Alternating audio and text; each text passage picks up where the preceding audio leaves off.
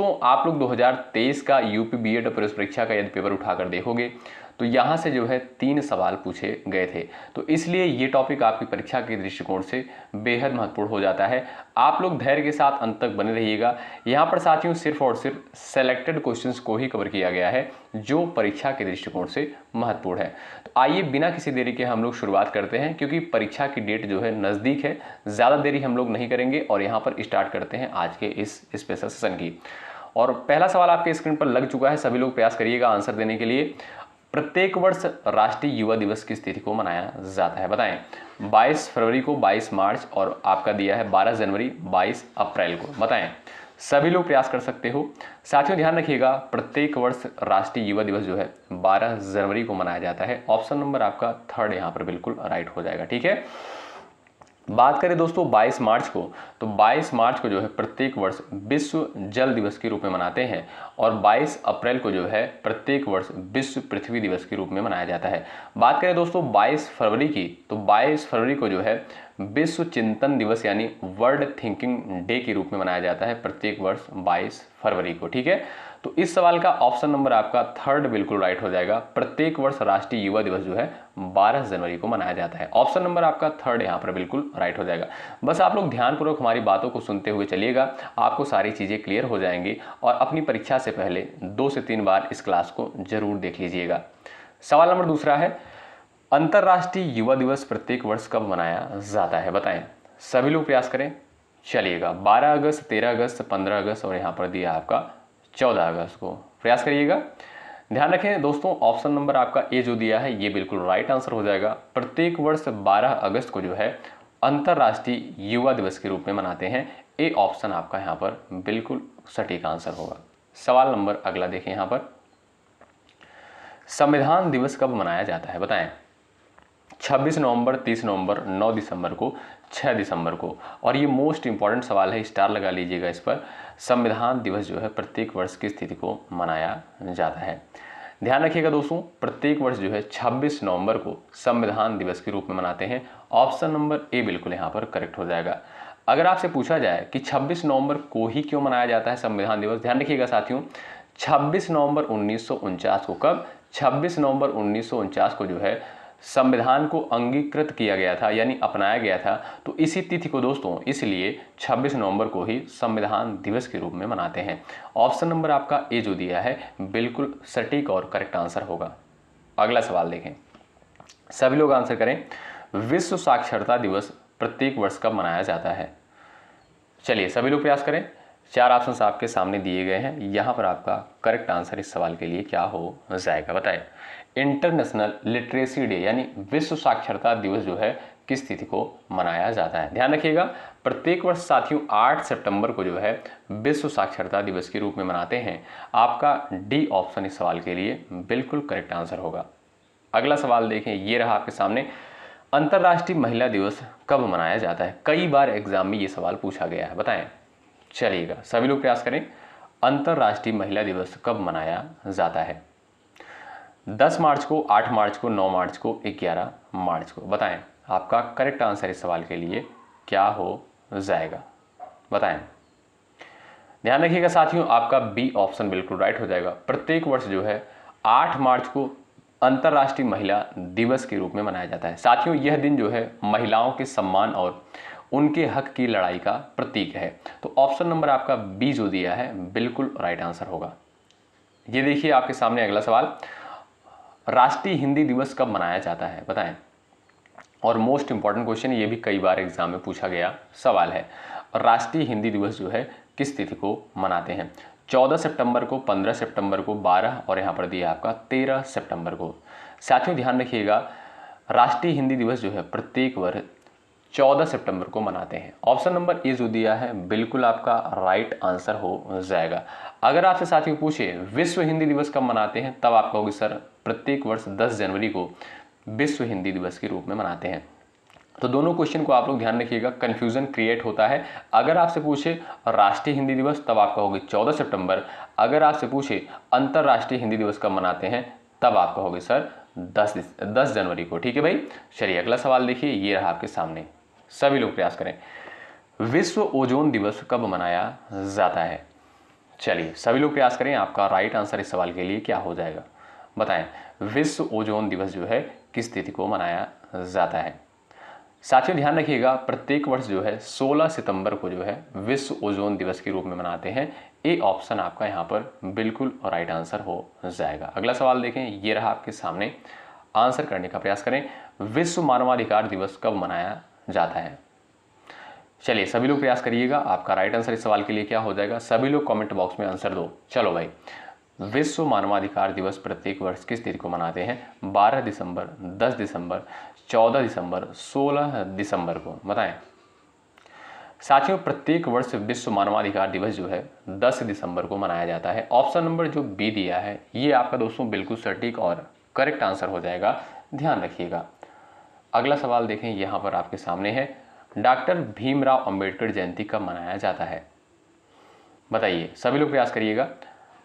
Doctor Bhimrao Ambedkar Jayanti जो है प्रत्येक वर्ष किस तिथि को मनाया जाता है। आपका करेक्ट आंसर इस सवाल के लिए क्या हो जाएगा बताएं। चलिएगा साथियों ध्यान रखें, प्रत्येक वर्ष 14 अप्रैल को जो है डॉक्टर BR अम्बेडकर की जयंती के रूप में मनाते हैं। ऑप्शन नंबर जो थर्ड दिया है दोस्तों ये बिल्कुल आपका राइट आंसर हो जाएगा। भाई जो भी साथी चैनल पर नए हैं चैनल से जुड़ जाएं, सब्सक्राइब करके बेल आइकन को आप लोग प्रेस कर लीजिएगा। निश्चित रूप से साथियों यहाँ से आपको हेल्प मिलेगी। आप सभी को पता है यहाँ पर बिल्कुल बेहतरीन कंटेंट बीएड प्रवेश परीक्षा के लिए प्रोवाइड किया जा रहा है, बिल्कुल फ्री में। आप किसी भी स्टेट से उस स्टेट की बीएड प्रवेश परीक्षा की तैयारी कर रहे हैं, आप लोग जो है शिक्षा संकल्प के इस ऑनलाइन यूट्यूब प्लेटफॉर्म से जुड़ सकते हैं। निश्चित रूप से यहाँ से आपको हेल्प मिलेगी। एक बार सभी लोग भाई सेशन को लाइक कर दें, शेयर कर दें।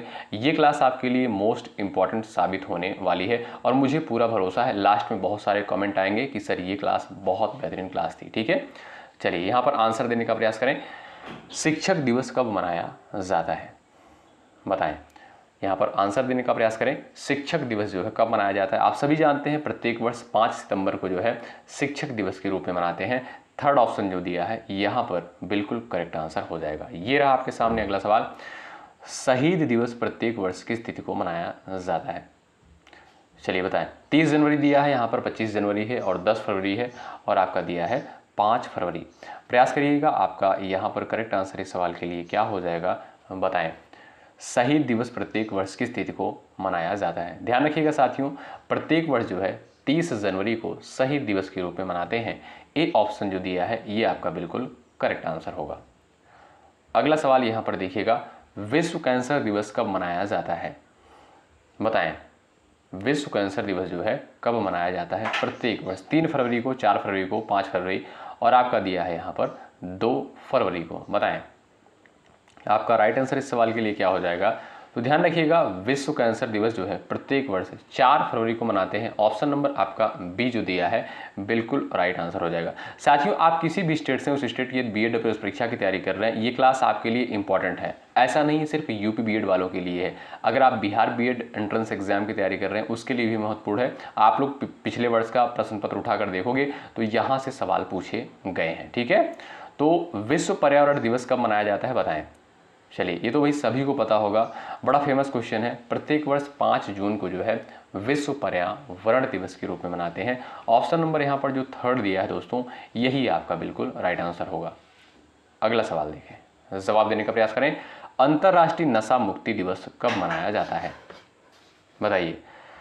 अंतर्राष्ट्रीय नशा मुक्ति दिवस जो है कब मनाया जाता है। 26 जून को, 29 जून को, 27 जून को और आपका दिया है 28 जून बताएं।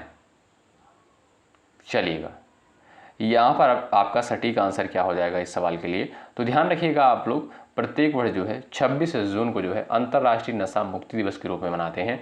आपका ए ऑप्शन जो यहाँ पर साथियों दिया है यही आपका बिल्कुल राइट आंसर हो जाएगा। और ये रहा आपके सामने अगला सवाल, थल सेना दिवस कब मनाया जाता है। इंपॉर्टेंट क्वेश्चन है, बता सकते हो आप लोग। प्रत्येक वर्ष जो है थल सेना दिवस कब मनाते हैं। 15 जनवरी को, 16 जनवरी को, 14 जनवरी को और आपका दिया है 17 जनवरी बताएं। आप सभी साथी याद रखिएगा, प्रत्येक वर्ष जो है थल सेना दिवस 15 जनवरी को मनाया जाता है। ऑप्शन नंबर जो आपका ए यहाँ पर दिया है यही ऑप्शन आपका बिल्कुल सटीक आंसर हो जाएगा। लास्ट में आप लोग जरूर बताइएगा कि आपने कितने सवालों को बिल्कुल राइट किया है। चलिए, सांख्यिकी दिवस कब मनाया जाता है बताइए। आपका सटीक आंसर इस सवाल के लिए क्या हो जाएगा। आप प्रयास कर सकते हो करेक्ट आंसर देने के लिए। चलिएगा, भारत में प्रत्येक वर्ष जो है सांख्यिकी दिवस के रूप में कब मनाया जाता है? ध्यान रखिएगा साथियों, प्रत्येक वर्ष जो है 29 जून को सांख्यिकी दिवस के रूप में मनाते हैं। आपका थर्ड ऑप्शन बिल्कुल राइट है। आइए अगला सवाल देखते हैं। ये रहा आपके सामने अगला सवाल। सभी लोग प्रयास करें आंसर देने के लिए। विश्व मौसम विज्ञान दिवस कब मनाया जाता है? बताइए, विश्व मौसम विज्ञान दिवस कब मनाया जाता है? ध्यान रखिएगा साथियों, प्रत्येक वर्ष 23 मार्च को जो है विश्व मौसम विज्ञान दिवस के रूप में मनाते हैं। आपका ए विकल्प जो दिया है यही आपका बिल्कुल सटीक और सही आंसर हो जाएगा। अगला सवाल ये रहा आपके सामने, सशस्त्र सेना झंडा दिवस कब मनाया जाता है? बताएं, सशस्त्र सेना झंडा दिवस प्रत्येक वर्ष की स्थिति को मनाया जाता है? बताएं, आर्म्ड फोर्सेस फ्लैग डे जो है प्रत्येक वर्ष की स्थिति को मनाते हैं। ध्यान रखें 7 दिसंबर को। ऑप्शन नंबर आपका जो डी दिया है यही आपका बिल्कुल सही आंसर हो जाएगा। ये रहा आपके सामने अगला सवाल, और ये सवाल मोस्ट इंपॉर्टेंट है। राष्ट्रीय मतदाता दिवस कब मनाया जाता है? आप लोग आंसर कर सकते हो सभी प्यारे साथी। चलिएगा, और भाई सेशन को आप लोग लाइक करते हुए चलो, इतना बेहतरीन कंटेंट आपको प्रोवाइड किया जा रहा है, आप सभी का कर्तव्य बनता है सेशन को जरूर से जरूर लाइक करें। और राष्ट्रीय मतदाता दिवस जो है प्रत्येक वर्ष जो है 25 जनवरी, ऑप्शन नंबर आपका दोस्तों यहाँ पर जो है थर्ड ऑप्शन राइट हो जाएगा। नेशनल वोटर्स डे जो है 25 जनवरी को प्रत्येक वर्ष मनाया जाता है। अगला सवाल ये रहा आपके सामने, मोस्ट इंपॉर्टेंट ये भी है, विश्व रेड क्रॉस दिवस जो है कब मनाते हैं? बताइएगा, विश्व रेड क्रॉस दिवस जो है प्रत्येक वर्ष की स्थिति को मनाया जाता है। तो आपका इस सवाल के लिए राइट आंसर क्या हो जाएगा? आप ध्यान रखिएगा 8 मई को। कब? 8 मई को प्रत्येक वर्ष जो है विश्व रेड क्रॉस दिवस के रूप में मनाते हैं। आपका थर्ड ऑप्शन जो दिया है बिल्कुल राइट आंसर है। ये रहा आपके सामने अगला सवाल, विश्व मातृभाषा दिवस कब मनाया जाता है? सभी लोग आंसर देते हुए चलो भाई, विश्व मातृभाषा दिवस जो है कब मनाया जाता है? अपनी परीक्षा से पहले 2 बार इस क्लास को आप लोग जरूर देखिएगा। विश्व मातृभाषा दिवस जो है 23 फरवरी को, 24 फरवरी, 21 फरवरी और आपका दिया है यहाँ पर 22 फरवरी को। दोस्तों याद रखिएगा प्रत्येक वर्ष जो है 21 फरवरी को जो है विश्व मातृभाषा दिवस के रूप में मनाते हैं। ऑप्शन नंबर यहाँ पर जो थर्ड दिया है यही आपका बिल्कुल सटीक और सही आंसर हो जाएगा। अगला सवाल देखें, ये रहा आपके सामने, नौसेना दिवस कब मनाया जाता है? प्रयास करिएगा, प्रत्येक वर्ष जो है नौसेना दिवस कब मनाया जाता है? यहाँ पर आपके सामने 4 ऑप्शंस दिए गए हैं। 5 दिसंबर को, 2 दिसंबर और यहाँ पर 4 दिसंबर, 3 दिसंबर, 4 विकल्प दिए गए हैं। प्रयास कर सकते हो आप लोग आंसर देने के लिए। ध्यान रखिएगा प्रत्येक वर्ष 4 दिसंबर को जो है नौसेना दिवस के रूप में मनाते हैं। ऑप्शन नंबर थर्ड जो दिया है बिल्कुल राइट आंसर। अगला सवाल ये रहा आपके सामने, आंसर करें, विश्व उपभोक्ता दिवस कब मनाते हैं? ये भी बड़ा इंपॉर्टेंट क्वेश्चन है परीक्षा के दृष्टिकोण से। बताइए, विश्व उपभोक्ता दिवस जो है कब मनाते हैं? सभी लोग प्रयास करिएगा इस सवाल का आंसर देने के लिए। चलिए साथियों ध्यान रखिएगा प्रत्येक वर्ष जो है 15 मार्च को विश्व उपभोक्ता दिवस के रूप में मनाया जाता है। आपका ए ऑप्शन जो दिया है बिल्कुल करेक्ट आंसर। अगला सवाल, राष्ट्रीय खेल दिवस कब मनाया जाता है? ये भी इंपॉर्टेंट सवाल है। यानी सभी प्रश्न जो यहाँ पर कवर किए गए हैं दोस्तों, सभी क्वेश्चन जो है सेलेक्टेड हैं। आप लोग पिछले वर्ष का प्रश्न पत्र उठाकर देखो तो यहाँ से सवाल पूछे जा चुके हैं। राष्ट्रीय खेल दिवस जो है कब मनाया जाता है? प्रत्येक वर्ष साथियों यहाँ पर करेक्ट आंसर आपका क्या हो जाएगा? 29 अगस्त। ठीक है, आपका ए ऑप्शन जो है बिल्कुल राइट आंसर हो जाएगा इस सवाल का। अगला सवाल देखें, चलिए भाई आंसर करें, राष्ट्रीय विज्ञान दिवस कब मनाते हैं? बताइए, राष्ट्रीय विज्ञान दिवस जो है प्रत्येक वर्ष किस तिथि को मनाया जाता है? National science day. बताइए, 26 फरवरी को, 27 फरवरी, 29 फरवरी और आपका दिया है 28 फरवरी को। याद रखिएगा दोस्तों प्रत्येक वर्ष 28 फरवरी को जो है नेशनल साइंस डे यानी राष्ट्रीय विज्ञान दिवस के रूप में मनाते हैं। आपका डी ऑप्शन जो यहाँ पर दिया है यही आपका सटीक और सही आंसर हो जाएगा। ये रहा आपके सामने अगला सवाल, विश्व जनसंख्या दिवस कब मनाया जाता है? बताएं, सभी लोग प्रयास करिएगा। विश्व जनसंख्या दिवस जो है प्रत्येक वर्ष की स्थिति को मनाते हैं 15 जुलाई को, 13 जुलाई को, 17 जुलाई को और यहाँ पर दिया आपका 11 जुलाई। 4 विकल्प दिए गए हैं और बड़े इंपॉर्टेंट हैं। विश्व जनसंख्या दिवस प्रत्येक वर्ष की स्थिति को मनाते हैं। ध्यान रखें ऑप्शन नंबर आपका यहाँ पर जो डी दिया है यही आपका बिल्कुल राइट आंसर हो जाएगा। प्रत्येक वर्ष साथियों विश्व जनसंख्या दिवस 11 जुलाई को मनाया जाता है। आपका डी ऑप्शन यहाँ पर बिल्कुल राइट होगा। अगला सवाल ये रहा, भारतीय वायुसेना दिवस कब मनाया जाता है? बताएं। चलिए प्रयास करें, भारतीय वायुसेना दिवस कब मनाते हैं? आप सभी लोग आंसर कर सकते हो। जो भी साथी जा रहे हैं ऑप्शन नंबर 3 पर, उनका आंसर बिल्कुल राइट हो जाएगा। प्रत्येक वर्ष जो है 8 अक्टूबर को भारतीय वायुसेना दिवस के रूप में मनाया जाता है। 3rd विकल्प आपका बिल्कुल यहाँ पर राइट। ये रहा आपके सामने अगला सवाल और मोस्ट इंपॉर्टेंट है, विश्व स्वास्थ्य दिवस कब मनाया जाता है? बताइए, विश्व स्वास्थ्य दिवस कब मनाया जाता है? सभी लोग प्रयास करें। आपका सटीक आंसर इस सवाल के लिए क्या हो जाएगा, और WHO का मुख्यालय कहाँ पर स्थित है आप लोग बताइएगा, ठीक है, विश्व स्वास्थ्य संगठन का। साथियों ध्यान रखिएगा, विश्व स्वास्थ्य दिवस जो है प्रत्येक वर्ष यानी वर्ल्ड हेल्थ डे जो है प्रत्येक वर्ष 7 अप्रैल को मनाते हैं। आपका ए ऑप्शन यहाँ पर बिल्कुल सटीक आंसर। ये रहा आपके सामने अगला सवाल, नेशनल डॉक्टर डे कब मनाया जाता है? बताइए, नेशनल डॉक्टर डे जो है प्रत्येक वर्ष किस तिथि को मनाते हैं? आप सभी साथी यहाँ पर प्रयास कर सकते हो। करेक्ट आंसर इस सवाल के लिए क्या हो जाएगा बताएं। चलिए प्रयास करें, आपका यहाँ पर सटीक आंसर क्या हो जाएगा। ध्यान रखिएगा, प्रत्येक वर्ष साथियों 1 जुलाई को जो है नेशनल डॉक्टर डे के रूप में मनाते हैं। आपका यहाँ पर 3rd ऑप्शन जो दिया है राइट है। अगला सवाल ये देखिए, विश्व पृथ्वी दिवस कब मनाया जाता है? हमने शुरुआत में ही आपको बता दिया था, आप सभी लोग प्रयास कर सकते हो। बताइए, विश्व पृथ्वी दिवस कब मनाते हैं? चलिएगा ध्यान रखिएगा, 22 अप्रैल को जो है विश्व पृथ्वी दिवस के रूप में मनाते हैं, और 22 मार्च को ही, ध्यान रखिएगा 22 मार्च को ही विश्व जल दिवस के रूप में मनाते हैं। इन दोनों क्वेश्चन में कंफ्यूजन क्रिएट होता है, तो ध्यान रखिएगा, अगर आपसे पूछे 22 अप्रैल तब आप कहोगे विश्व पृथ्वी दिवस, अगर आपसे कहे 22 मार्च तब आप कहोगे विश्व जल दिवस, ठीक है। ये रहा आपके सामने अगला सवाल, बाल दिवस कब मनाया जाता है? बताइए, प्रत्येक वर्ष जो है बाल दिवस कब मनाया जाता है? चलिएगा, 14 नवंबर को, 11 नवंबर को, 12 नवंबर और यहाँ पर आपका दिया है 13 नवंबर। तो साथियों ध्यान रखिएगा, प्रत्येक वर्ष जो है 14 नवंबर को बाल दिवस के रूप में मनाते हैं। आपका ए ऑप्शन यहाँ पर बिल्कुल राइट। अगला सवाल ये रहा आपके सामने, राष्ट्रीय दुग्ध दिवस कब मनाया जाता है? बताइए, सभी लोग प्रयास करिए, राष्ट्रीय दुग्ध दिवस जो है प्रत्येक वर्ष किस तिथि को मनाते हैं? चलिएगा, आप कहोगे सर 26 नवंबर को। ए ऑप्शन जो दिया है बिल्कुल राइट आंसर हो जाएगा। प्रत्येक वर्ष 26 नवंबर को जो है राष्ट्रीय दुग्ध दिवस के रूप में मनाते हैं। ए ऑप्शन आपका यहाँ पर बिल्कुल राइट। और ये रहा आपका अगला सवाल, तंबाकू निषेध दिवस कब मनाया जाता है? बताइए, आपका करेक्ट आंसर क्या हो जाएगा। तंबाकू निषेध दिवस जो है यहाँ पर जो है किस तिथि को मनाते हैं? World no tobacco day. चलिए बताएं, आपका राइट आंसर हो जाएगा। आप सभी जानते हैं प्रत्येक वर्ष 31 मई को, ऑप्शन नंबर 3 करेक्ट हो जाएगा, 31 मई को जो है तंबाकू निषेध दिवस के रूप में मनाते हैं। 3rd option right. अगला सवाल ये रहा आपके सामने, अंतर्राष्ट्रीय अहिंसा दिवस कब मनाया जाता है? बताएं, अंतर्राष्ट्रीय अहिंसा दिवस जो है प्रत्येक वर्ष किस तिथि को मनाते हैं? 2 अक्टूबर, 4 अक्टूबर और यहाँ पर आपका दिया 3 अक्टूबर और आपका दिया है 5 अक्टूबर। बताएं, आपका सही आंसर क्या हो जाएगा इस सवाल के लिए, प्रयास करिएगा। आप सभी साथी जानते हैं प्रत्येक वर्ष 2 अक्टूबर को जो है अंतर्राष्ट्रीय अहिंसा दिवस के रूप में मनाते हैं। ऑप्शन नंबर साथियों आपका ए यहाँ पर बिल्कुल राइट हो जाएगा। और ये जो है महात्मा गांधी के जन्म दिवस के उपलक्ष्य में जो है मनाया जाता है अंतर्राष्ट्रीय अहिंसा दिवस। आप सभी जानते हैं 2 अक्टूबर को ही महात्मा गांधी का जन्म हुआ था, ठीक है।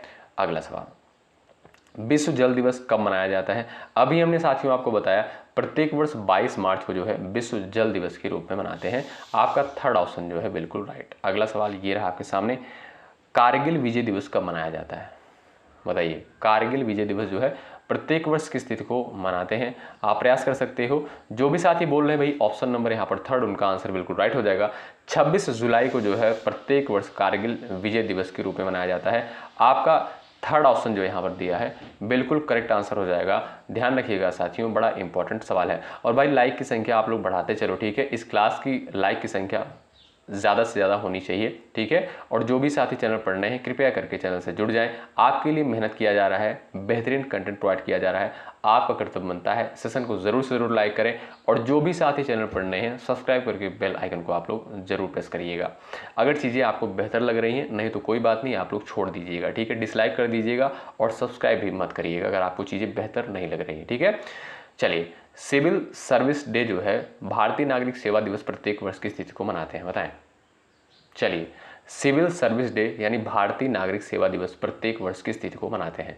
आप सभी साथी प्रयास करो, 21 अप्रैल को, 22 अप्रैल को, 23 अप्रैल को, 24 अप्रैल को।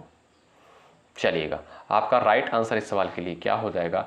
आप सभी को यहाँ पर पता होगा प्रत्येक वर्ष 21 अप्रैल को जो है सिविल सर्विस डे के रूप में मनाते हैं। ए ऑप्शन आपका राइट। ये रहा आपका अगला सवाल, जवाब करें। मजदूर दिवस कब मनाया जाता है? बताएं। सभी लोग प्रयास करें। आपका राइट आंसर यहाँ पर बिल्कुल करेक्ट आंसर क्या हो जाएगा, आप सभी दोस्त यहाँ पर आंसर देने का प्रयास करें। चलिएगा बताएं भाई, श्रमिक दिवस आप कह सकते हो, ऑप्शन नंबर आपका यहाँ पर ऑप्शन नंबर डी बिल्कुल राइट हो जाएगा, 1 मई को। अगला सवाल ये रहा आपके सामने, जवाब करें। राष्ट्रीय ऊर्जा संरक्षण दिवस कब मनाया जाता है, यानी नेशनल एनर्जी कंजर्वेशन डे जो है कब मनाते हैं, बताइए।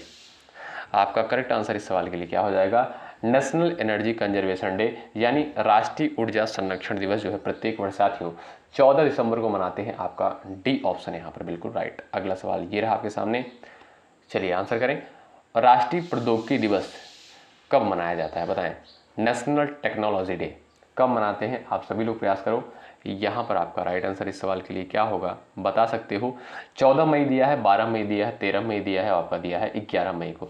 साथियों ध्यान रखिएगा, प्रत्येक वर्ष 11 मई को जो है राष्ट्रीय प्रौद्योगिकी दिवस यानी नेशनल टेक्नोलॉजी डे के रूप में मनाते हैं। आपका डी ऑप्शन जो दिया है बिल्कुल राइट है। अगला सवाल ये रहा, जवाब करें। राष्ट्रीय बालिका दिवस कब मनाया जाता है, राष्ट्रीय बालिका दिवस कब मनाते हैं, ध्यान रखिएगा। प्रत्येक वर्ष साथियों 24 जनवरी को जो है राष्ट्रीय बालिका दिवस के रूप में मनाया जाता है। आपका यहाँ पर सेकंड ऑप्शन जो है बिल्कुल राइट आंसर हो जाएगा, ध्यान रखिएगा। अगला सवाल देखें, ये रहा आपके सामने। नेशनल डिफेंस डे यानी राष्ट्रीय रक्षा दिवस कब मनाया जाता है, बताइए।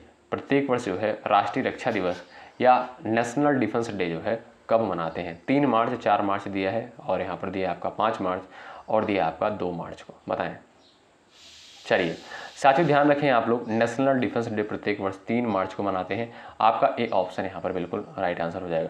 साथियों मैं फिर से आपसे कह रहा हूँ, ये यहाँ से जो है यूपी बीएड प्रवेश परीक्षा में 2023 वाले पेपर में 3 सवाल पूछे गए थे, तो ध्यान रखिएगा आप लोग, ठीक है। तो कभी भी यहाँ से सवाल बन सकते हैं और हर साल प्रश्न तो बनते हैं, लेकिन 2023 में जो पूछा गया था 3 सवाल यहाँ से बना था, ठीक है।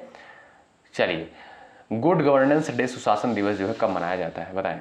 गुड गवर्नेंस डे यानी सुशासन दिवस कब मनाते हैं, आप सभी लोग प्रयास करिएगा, चलिएगा। गुड गवर्नेंस डे यानी सुशासन दिवस 25 दिसंबर, 21 दिसंबर, 23 दिसंबर और आपका दिया 27 दिसंबर। याद रखें प्रत्येक वर्ष 25 दिसंबर को जो है सुशासन दिवस के रूप में मनाते हैं। ए ऑप्शन आपका राइट। ये रहा आपका अगला सवाल, आंसर करें।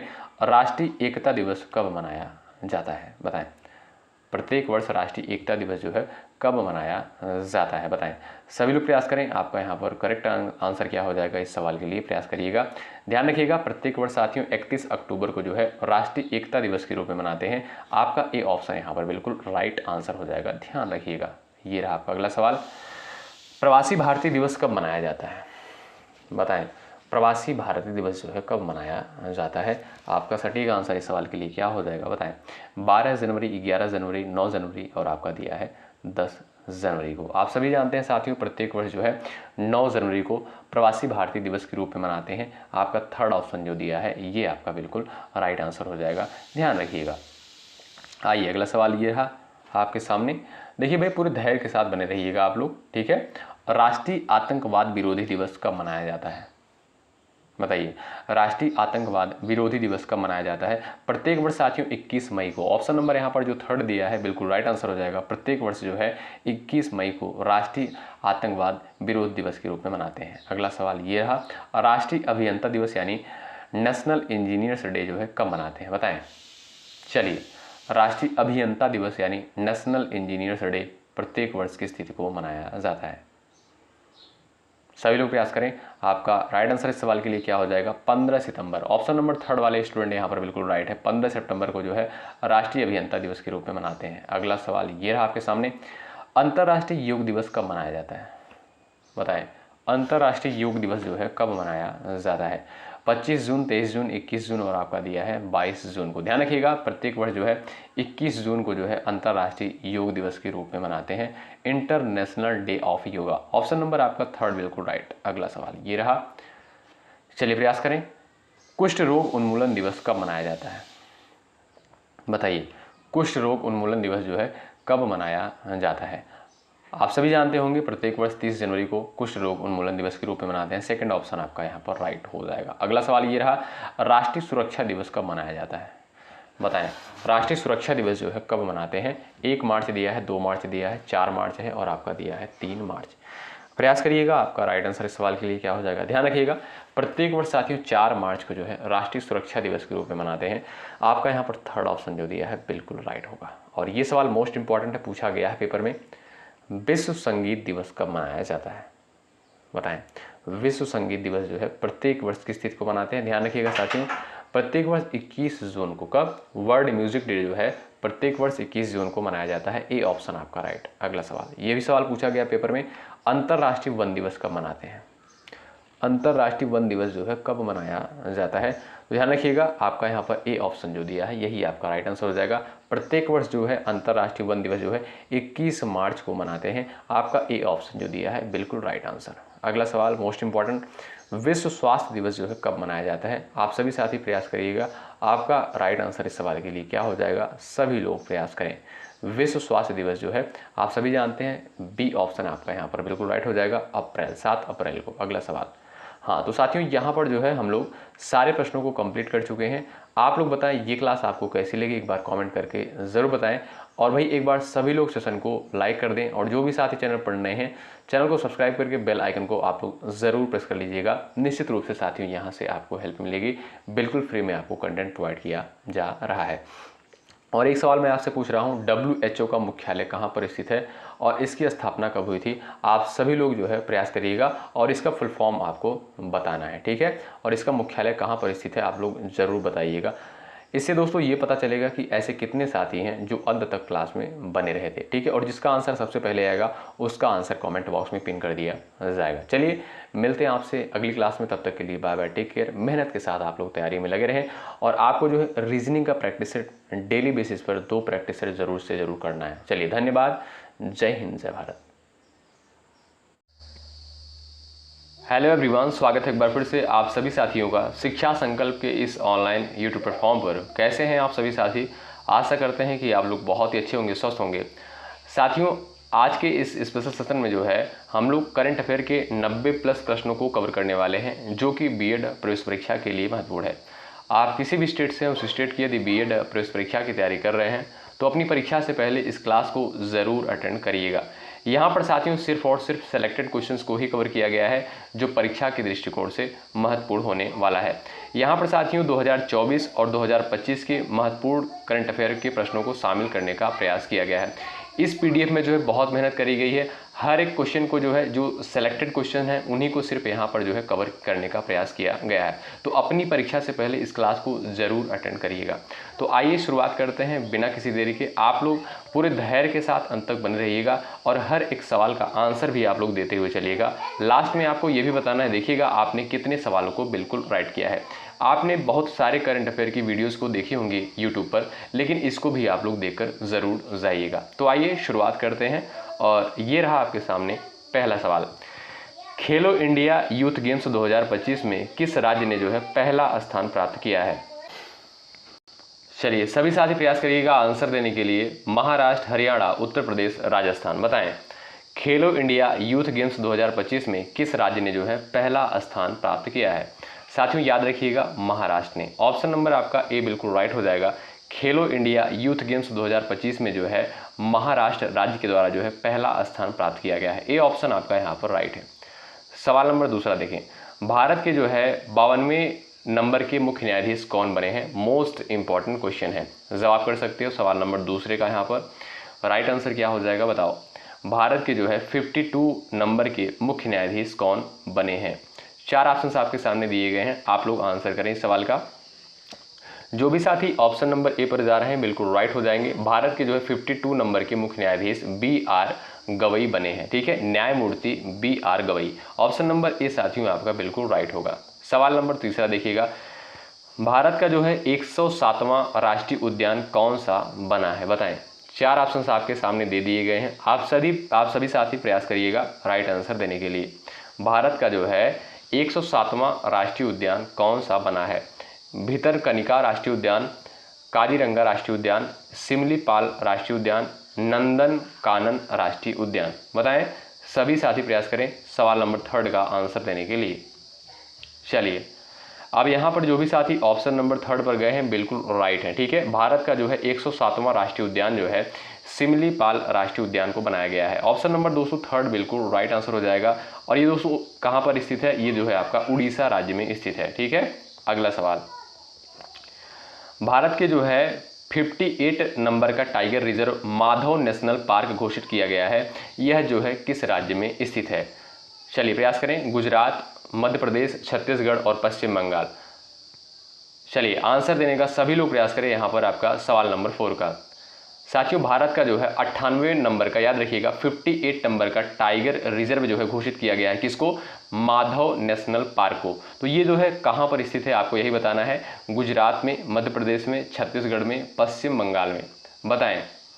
जो भी साथी जा रहे हैं ऑप्शन नंबर बी पर उनका आंसर बिल्कुल राइट हो जाएगा। साथियों माधव नेशनल पार्क जो है ये आपका मध्य प्रदेश में स्थित है। ऑप्शन नंबर बी आपका बिल्कुल राइट आंसर होगा। सवाल नंबर 5 देखिएगा, भारत का जो है 97वां tiger reserve Ratapani tiger reserve घोषित किया गया, यह जो है किस राज्य में स्थित है, गुजरात, मध्य प्रदेश, छत्तीसगढ़, पश्चिम बंगाल।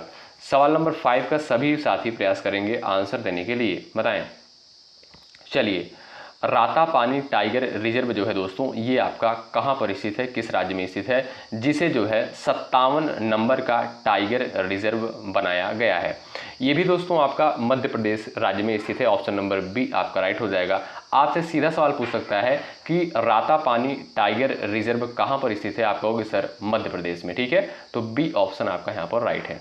अगला सवाल देखें, हाल ही में जो है यहाँ पर देखिएगा, किसे लता मंगेशकर दीनानाथ पुरस्कार 2025 से सम्मानित किया गया है, बताएं।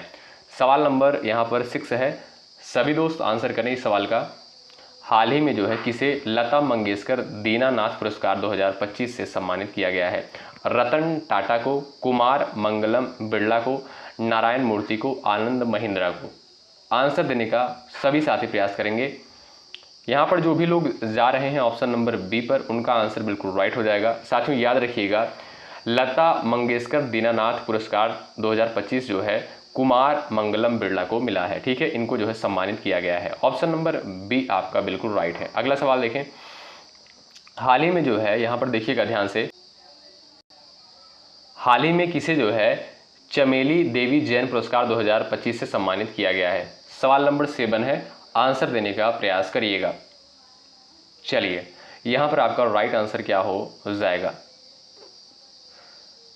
चमेली देवी जैन पुरस्कार 2025 से जो है किसे सम्मानित किया गया है, याद रखें ऑप्शन नंबर आपका ए राइट हो जाएगा, जतिंदर कौर को। ए ऑप्शन दोस्तों आपका बिल्कुल करेक्ट आंसर हो जाएगा। और ये दोस्तों ये पुरस्कार जो है पत्रकारिता के क्षेत्र में दिया जाता है। ठीक है, चमेली देवी जैन पुरस्कार जो है ये आपका किसमें, पत्रकारिता के क्षेत्र में दिया जाता है। और 2025 का चमेली देवी जैन पुरस्कार जो है जतिंदर कौर को मिला है। ए ऑप्शन आपका राइट। अगला सवाल देखें, दुनिया के पहले एआई बच्चे का जन्म जो है कहाँ पर हुआ है, इंपॉर्टेंट सवाल है। संयुक्त राज्य अमेरिका, मैक्सिको, भारत, चीन, बताएं। इसका सटीक आंसर क्या हो जाएगा, सभी साथी प्रयास करें।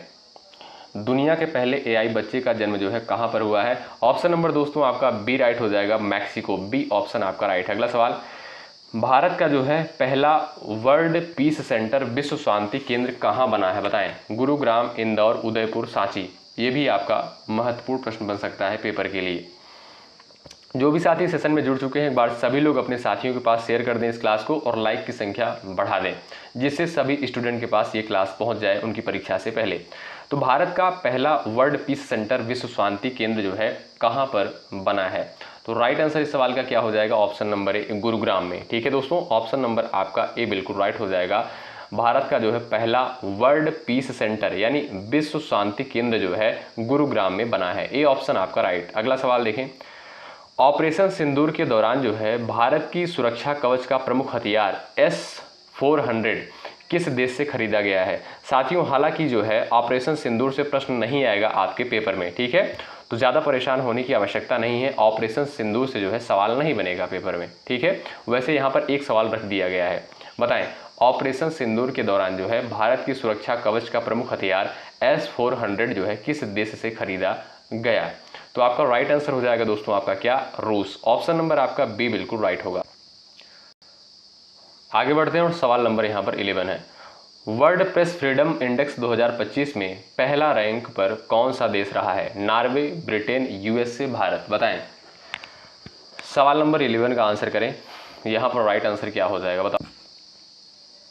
सभी साथी आंसर देने का यहाँ पर प्रयास करें। सवाल नंबर 11 का, वर्ल्ड प्रेस फ्रीडम इंडेक्स 2025 में पहला रैंक जो है नॉर्वे का रहा है। ऑप्शन नंबर आपका ए बिल्कुल राइट है। अगला सवाल ये रहा आपके सामने, केंद्र सरकार ने जो है जनगणना में जाति गणना को शामिल करने का फैसला किया, इससे पहले जो है इस तरह की जनगणना कब हुई थी। ठीक है, यानी आपसे सवाल ये करता है कि जाति गणना जो है इससे पहले कब हुई थी, बताएं। 1931 में, 1947 में, 1971 में, 2001 में। सभी दोस्त सवाल नंबर 12 का आंसर करें। यहाँ पर आपकी स्क्रीन पर 4 ऑप्शंस दिए गए हैं, यहाँ पर आपका करेक्ट आंसर क्या हो जाएगा बताएं। केंद्र सरकार ने जो है जनगणना में जाति गणना को शामिल करने का फैसला किया, इससे पहले जो है इस तरह की जनगणना कब हुई थी, यानी इससे पहले जो है जाति गणना जो है कब हुई थी। आप कहोगे सर 1931 में। ऑप्शन नंबर आपका ए बिल्कुल राइट। अगला सवाल ये रहा, 34वां सरस्वती सम्मान 2024 से किसे सम्मानित किया गया है। मोस्ट इंपॉर्टेंट क्वेश्चन है, बताओ। सभी का आंसर आना चाहिए सवाल के लिए। चलिए, 34वां सरस्वती सम्मान 2024 से जो है किसे सम्मानित किया गया है। इस सवाल का करेक्ट आंसर क्या हो जाएगा, सभी साथी प्रयास करें। चलिए, यहां पर दोस्तों आपका राइट आंसर क्या हो जाएगा, भद्रेश दास स्वामी को। ऑप्शन नंबर आपका ए बिल्कुल राइट हो जाएगा। 34वां सरस्वती सम्मान जो है 2024 किसको मिला है, भद्रेश दास स्वामी को। ऑप्शन नंबर आपका ए बिल्कुल राइट हो जाएगा। ये दोस्तों एक संस्कृत के विद्वान हैं। ठीक है, अगला सवाल ये रहा, गणित के क्षेत्र का सम्मान, यहाँ पर देखिएगा, गणित के क्षेत्र का सम्मान एवं एबेल अवार्ड 2025 के विजेता का नाम बताएं। यानी गणित के क्षेत्र में दोस्तों एबेल अवार्ड दिया जाता है, आप सभी को पता होगा। आपसे सवाल करता है कि 2025 में जो है इसके विजेता कौन बने हैं। चलिए, सभी लोग आंसर करें भाई। यहाँ पर आपका करेक्ट आंसर क्या हो जाएगा। जो भी साथी यहाँ पर बी ऑप्शन पर गए हैं वो बिल्कुल राइट हो जाएंगे। मसाकी काशीवारा, बी ऑप्शन आपका यहाँ पर बिल्कुल करेक्ट हो जाएगा। ठीक है, एबेल अवार्ड 2025 के विजेता जो है मसाकी काशीवारा बने हैं, बी ऑप्शन सटीक है। अगला सवाल ये रहा, वुमेन प्रीमियर लीग 2025 का खिताब जो है किस टीम ने जीता है, बताएं। वुमेन प्रीमियर लीग 2025 का खिताब जो है किस टीम ने जीता है। Mumbai Indians, Delhi capital, royal Challengers, Gujarat giants, बताएं। सवाल नंबर 15 का राइट आंसर क्या हो जाएगा, वुमेन प्रीमियर लीग 2025 का खिताब जो है मुंबई इंडियंस के द्वारा जीता गया है साथियों। ए ऑप्शन आपका यहाँ पर बिल्कुल सटीक है। सवाल नंबर नेक्स्ट है, भारतीय प्रतिभूति और विनिमय बोर्ड यानी सेबी के जो है 11वें अध्यक्ष किसे नियुक्त किया गया है। तुहिन कांत पांडे, माधवी पुरीबुच, सुखवीर सिंह संधू, बताओ। सभी साथी प्रयास करें। सेबी का जो है 11वां अध्यक्ष किसे नियुक्त किया गया है, बड़ा इंपॉर्टेंट सवाल है। अब यहाँ पर भाई जो भी साथी ऑप्शन नंबर ए पर गए हैं बिल्कुल राइट हो जाएंगे, तुहिन कांत पांडे को। ठीक है, तुहिन कांत पांडे को जो है सेबी का यानी भारतीय प्रतिभूति और विनिमय बोर्ड का 11वां अध्यक्ष चुना गया है। ऑप्शन नंबर आपका ए बिल्कुल राइट है। सवाल नंबर 17, हाल ही में महाराष्ट्र भूषण पुरस्कार 2025 से किसे सम्मानित किया गया है, बताएं। सभी लोग आंसर करें सवाल नंबर 17 का। मैं फिर से साथियों आपसे कह रहा हूं कि यहाँ पर जो है सिर्फ और सिर्फ सेलेक्टेड क्वेश्चन से ही कवर किए गए हैं जो परीक्षा के दृष्टिकोण से महत्वपूर्ण है, इसलिए आप लोग इस क्लास को अपनी परीक्षा से पहले 2 से 3 बार ज़रूर देख लीजिएगा। ठीक है, चलिए बताएं, यहाँ पर आपका राइट आंसर क्या हो जाएगा। Option number C, option number C बिल्कुल राइट आंसर हो जाएगा। महाराष्ट्र भूषण पुरस्कार 2025 जो है राम सुतार को मिला है। ऑप्शन नंबर आपका थर्ड बिल्कुल राइट। अगला सवाल, आईसीसी चैंपियन ट्रॉफी 2025 का खिताब भारत ने जो है यहाँ पर दिया है किस देश को हराकर जीता। सवाल नंबर 18 है, आंसर करें। आईसीसी चैंपियन ट्रॉफी 2025 का खिताब जो है भारत ने किस देश को हराकर जीता। राइट आंसर आपका क्या हो जाएगा, ऑप्शन नंबर बी, न्यूजीलैंड को हराकर। ठीक है, ऑप्शन नंबर बी राइट। अगला सवाल देखें, मार्च 2025 में जो है रोशनी नादर मल्होत्रा जो है भारत की सबसे अमीर महिला बनी, वह जो है किस कंपनी की चेयरपर्सन है, बताएं। सभी लोग बताएं। Reliance industries limited, HCL technologies, और यहाँ पर दिया है Tata Motors limited, Adani green energy, बताएं। मार्च 2025 में जो है रोशनी नादर मल्होत्रा भारत की सबसे अमीर महिला बनी है, वह किस कंपनी की चेयरपर्सन है? याद रखिएगा ऑप्शन नंबर बी करेक्ट है, HCL टेक्नोलॉजीज। ऑप्शन नंबर आपका बी राइट हो जाएगा। ठीक है, आगे बढ़ते हैं सवाल नंबर नेक्स्ट।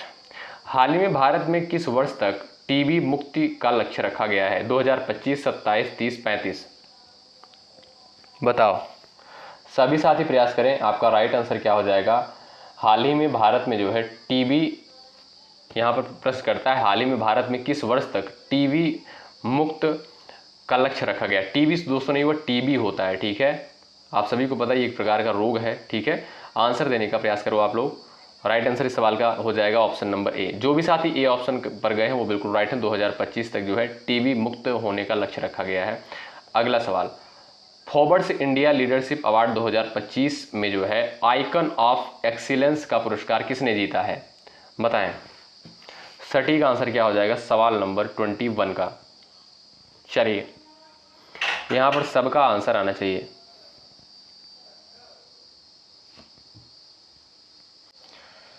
चलिए सभी लोग आंसर करें। अमित शाह, नरेंद्र मोदी, पूर्णिमा देवी Varman, Jay Shah. Forbes India leadership award 2025 में आइकन ऑफ एक्सीलेंस का पुरस्कार दोस्तों जय शाह के द्वारा जीता गया है। डी ऑप्शन बिल्कुल राइट है। अगला सवाल ये रहा, हाल ही में जो है MRF के ब्रांड एम्बेसडर कौन बने हैं? विराट कोहली, रोहित शर्मा, शुभमन गिल, MS धोनी। चलिए सभी साथी प्रयास करें, यहाँ पर राइट आंसर क्या है? चलिए, हाल ही में जो है MRF के ब्रांड एम्बेसडर कौन बने हैं? चलिए सभी साथी प्रयास करें। यहाँ पर आपका थर्ड ऑप्शन बिल्कुल राइट हो जाएगा साथियों। शुभमन गिल को जो है MRF का ब्रांड एम्बेसडर बनाया गया है। सवाल नेक्स्ट, भारत के नए मुख्य चुनाव आयुक्त कौन बने हैं? मोस्ट इंपॉर्टेंट सवाल। सवाल नंबर 23 का आंसर करें। भारत के जो है नए मुख्य चुनाव आयुक्त कौन बने हैं? यहाँ पर आपका राइट आंसर क्या हो जाएगा बताइए। सही आंसर आपका क्या है? ऑप्शन नंबर बी बिल्कुल राइट हो जाएगा साथियों।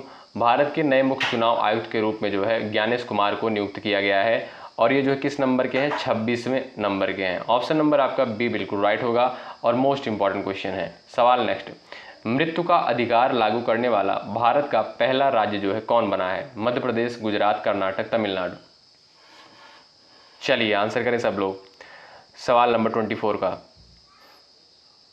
मृत्यु का अधिकार लागू करने वाला भारत का जो है पहला राज्य जो है कौन सा बना है? तो वो है दोस्तों आपका कर्नाटक। ऑप्शन नंबर थर्ड जो दिया है बिल्कुल राइट आंसर हो जाएगा। सवाल नंबर नेक्स्ट, AI एक्शन शिखर सम्मेलन 2025 का आयोजन जो है किस देश में किया गया है? अमेरिका, फ्रांस, रूस, चीन। बताएं। सवाल नंबर 25, AI एक्शन शिखर सम्मेलन 2025 का आयोजन जो है किस देश में किया गया है? ऑप्शन नंबर बी करेक्ट हो जाएगा, फ्रांस में। ठीक है, अगला सवाल यहाँ पर देखें, हाल ही में जारी 2025 की सबसे अधिक कमाई करने वाले एथलीटों की सूची में कौन शीर्ष पर रहा है? बताइए। सभी लोग यहाँ पर सवाल नंबर 26 का आंसर करेंगे और महत्वपूर्ण है, क्रिस्टियानो रोनाल्डो। ऑप्शन नंबर आपका यहाँ पर ए बिल्कुल राइट आंसर हो जाएगा। ध्यान रखिएगा साथियों, 2025 की सबसे अधिक कमाई करने वाले एथलीटों की सूची में जो है क्रिस्टियानो रोनाल्डो जो है नंबर 1 पर है। ऑप्शन नंबर ए करेक्ट है। अगला सवाल, फरवरी 2025 में जो है गूगल ने भारत में कहां पर अपना सबसे बड़ा ऑफिस कैंपस अनंत खोला? लखनऊ उत्तर प्रदेश में, पुणे महाराष्ट्र में, ग्वालियर मध्य प्रदेश में, बेंगलुरु कर्नाटक में। बताएं। सवाल नंबर 27 का राइट आंसर क्या हो जाएगा? फरवरी 2025 में जो है गूगल ने भारत में कहां पर अपना सबसे बड़ा ऑफिस कैंपस अनंत खोला है? तो आप कहोगे सर बेंगलुरु में। ठीक है, ऑप्शन नंबर आपका डी जो दिया है बिल्कुल राइट आंसर है। अगला सवाल देखें, देश के किस राज्य में जो है सबसे ज़्यादा 11वीं बार राष्ट्रपति शासन लागू किया गया है? चलिए साथियों, राष्ट्रपति शासन इसका उल्लेख किस अनुच्छेद में किया गया है? 356 में। ये भी आप लोग ध्यान रखिएगा। बताएं। सवाल नंबर 28 का राइट आंसर क्या हो जाएगा? ऑप्शन नंबर आपका यहाँ पर बी बिल्कुल राइट हो जाएगा। ठीक है, देश के किस राज्य में सबसे ज़्यादा यानी 11वीं बार जो है राष्ट्रपति शासन लागू हुआ है? तो वह दोस्तों आपका Manipur. Option number A correct. अगला सवाल, भारत जो है यहाँ पर दिया, भारत जापान संयुक्त अभ्यास धर्म गार्जियन। ध्यान रखिएगा, भारत जापान के मध्य जो है जो संयुक्त अभ्यास है उसका नाम क्या है? धर्म गार्जियन। यहाँ पर सवाल आपसे करता है धर्म गार्जियन का 6वां संस्करण कहाँ आयोजित किया गया है? 4 ऑप्शन आपके सामने दिए गए हैं, आप लोग यहाँ पर प्रयास करें आंसर देने के लिए, ध्यान से पढ़ें। सवाल नंबर 29 का, भारत जापान संयुक्त अभ्यास धर्म गार्जियन का 6वां संस्करण कहाँ आयोजित किया गया है? ऑप्शन नंबर आपका सी करेक्ट हो जाएगा, ईस्ट फूजी मैनुअल प्रशिक्षण क्षेत्र शिजुकुआ प्रांत जापान में। ठीक है, ऑप्शन नंबर आपका थर्ड बिल्कुल राइट है। अगला सवाल देखें यहाँ पर, सवाल नंबर 30, भारत में जो है किस वायरस से बचाव के लिए दुनिया का पहला डीवा मार्कर टीका बनाया गया है? खुरपका, lumpy virus, monkey pox, chicken pox, बताएं। सवाल नंबर 30, यहाँ पर इसका आंसर क्या हो जाएगा? भारत में जो है किस वायरस से बचाव के लिए दुनिया का पहला डीवा मार्कर टीका बनाया गया है? तो वो है दोस्तों कौन सा आपका, बताएं, प्रयास करें। वो है दोस्तों आपका लंपी वायरस। ठीक है, ऑप्शन नंबर बी बिल्कुल राइट हो जाएगा। लंपी वायरस से बचाव के लिए जो है दुनिया का पहला डीवा मार्कर टीका बनाया गया है भारत देश के द्वारा। Option number B correct. सवाल नेक्स्ट, गुजरात में पहले बिम्स्टेक युवा शिखर सम्मेलन 2025 का उद्घाटन किसने किया है? बताएं। किरण रिजिजू, हरदीप सिंह पुरी, मनसुख मंडाविया, जगत प्रकाश नड्डा। सवाल नंबर 31 है, यहाँ पर आपका राइट आंसर क्या है? बताएं। चलिए प्रयास करिएगा। गुजरात में जो है पहले बिम्स्टेक युवा शिखर सम्मेलन 2025 का उद्घाटन जो है किसने किया है? याद रखें, मनसुख मंडाविया ने। ऑप्शन नंबर आपका यहाँ पर थर्ड बिल्कुल राइट है। अगला सवाल देखें, हाल ही में जो है रिलायंस इंडस्ट्रीज ने कहां पर दुनिया के सबसे बड़े डाटा सेंटर बनाने की घोषणा की है? बताएं। सवाल नंबर 32 का सब लोग आंसर करें। सवाल नंबर 32 का करेक्ट आंसर क्या हो जाएगा? बताएं।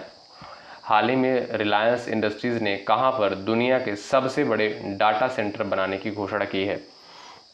आपका सटीक आंसर हो जाएगा दोस्तों कहां पर? जामनगर, गुजरात में। ऑप्शन नंबर बी आपका जो है बिल्कुल राइट आंसर हो जाएगा। ठीक है, अगला सवाल, केंद्रीय बजट 2025-26 में जो है सबसे ज़्यादा बजट किस मंत्रालय को आवंटित किया गया है? रक्षा मंत्रालय को, स्वास्थ्य मंत्रालय को, वित्त मंत्रालय को, गृह मंत्रालय को? बताएं। सवाल नंबर यहाँ पर 33। भाई लाइक की संख्या सब लोग बढ़ाते चलें और पूरी ऊर्जा के साथ अंत तक बने रहिएगा इस पूरी क्लास में, और शेयर कर दीजिएगा अपने सभी साथियों के पास। जो भी साथी चैनल पर नए हैं, यदि आपको कंटेंट बेहतर लग रहा है तो आप लोग सब्सक्राइब जरूर करें। चलिए, सवाल नंबर 33 आपका यहाँ पर राइट आंसर क्या हो जाएगा? वित्त मंत्रालय। ऑप्शन नंबर सी बिल्कुल राइट हो जाएगा। केंद्रीय बजट 2025-26 में जो है सबसे ज़्यादा बजट किस मंत्रालय को आवंटित किया गया है? तो वित्त मंत्रालय को। ऑप्शन नंबर आपका थर्ड राइट। अगला सवाल ये रहा, वित्त मंत्री निर्मला सीतारमण के अनुसार जो है केंद्रीय बजट 2025-26 का मुख्य विषय यानी थीम जो है क्या है? सबका रोजगार, कौशल प्रशिक्षण, मध्यम वर्ग, सबका विकास, इनमें से कोई नहीं। और मोस्ट इंपॉर्टेंट सवाल है, बताएं। वित्त मंत्री दोस्तों कौन है? निर्मला सीतारमण। ये भी महत्वपूर्ण है, पूछा जा सकता है पेपर में। तो वित्त मंत्री निर्मला सीतारमण के अनुसार जो है केंद्रीय बजट 2025-26 का मुख्य विषय यानी थीम क्या है? यहाँ पर आपका राइट आंसर हो जाएगा सबका विकास। ऑप्शन नंबर आपका थर्ड बिल्कुल राइट। अगला सवाल देखें, केंद्रीय बजट 2025-26 में जो है किस राज्य में मखाना बोर्ड बनाने का ऐलान किया गया है? पश्चिम बंगाल, उड़ीसा, गुजरात और बिहार। बताएं। सवाल नंबर 35 सही आंसर हो जाएगा क्या? केंद्रीय बजट 2025-26 में जो है किस राज्य में मखाना बोर्ड बनाने का ऐलान किया गया है? बिहार में। ऑप्शन नंबर डी बिल्कुल राइट। अगला सवाल ये रहा, पीएम नरेंद्र मोदी ने जो है एशिया के दूसरे सबसे बड़े इस्कॉन मंदिर का उद्घाटन कहां पर किया है? खजुराहो, मुंबई, दिल्ली, सांची। बताएं। चलिए सभी साथी प्रयास करें। राइट आंसर इस सवाल के लिए क्या हो जाएगा? पीएम नरेंद्र मोदी ने जो है एशिया के दूसरे सबसे बड़े इस्कॉन मंदिर का उद्घाटन कहां पर किया है? मुंबई में। ऑप्शन नंबर बी आपका राइट। सवाल नेक्स्ट, पीएम नरेंद्र मोदी ने जो है किस राज्य में सोनमर्ग सुरंग का उद्घाटन कहां पर किया है? बताएं।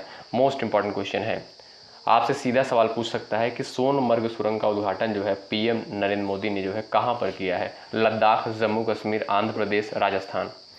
चलिए, सुरंग से साथियों सवाल पूछा गया है पिछले वर्ष का, आप लोग प्रश्न पत्र उठाकर देखोगे तो आप लोग बताओ यहाँ पर राइट आंसर आपका क्या हो जाएगा?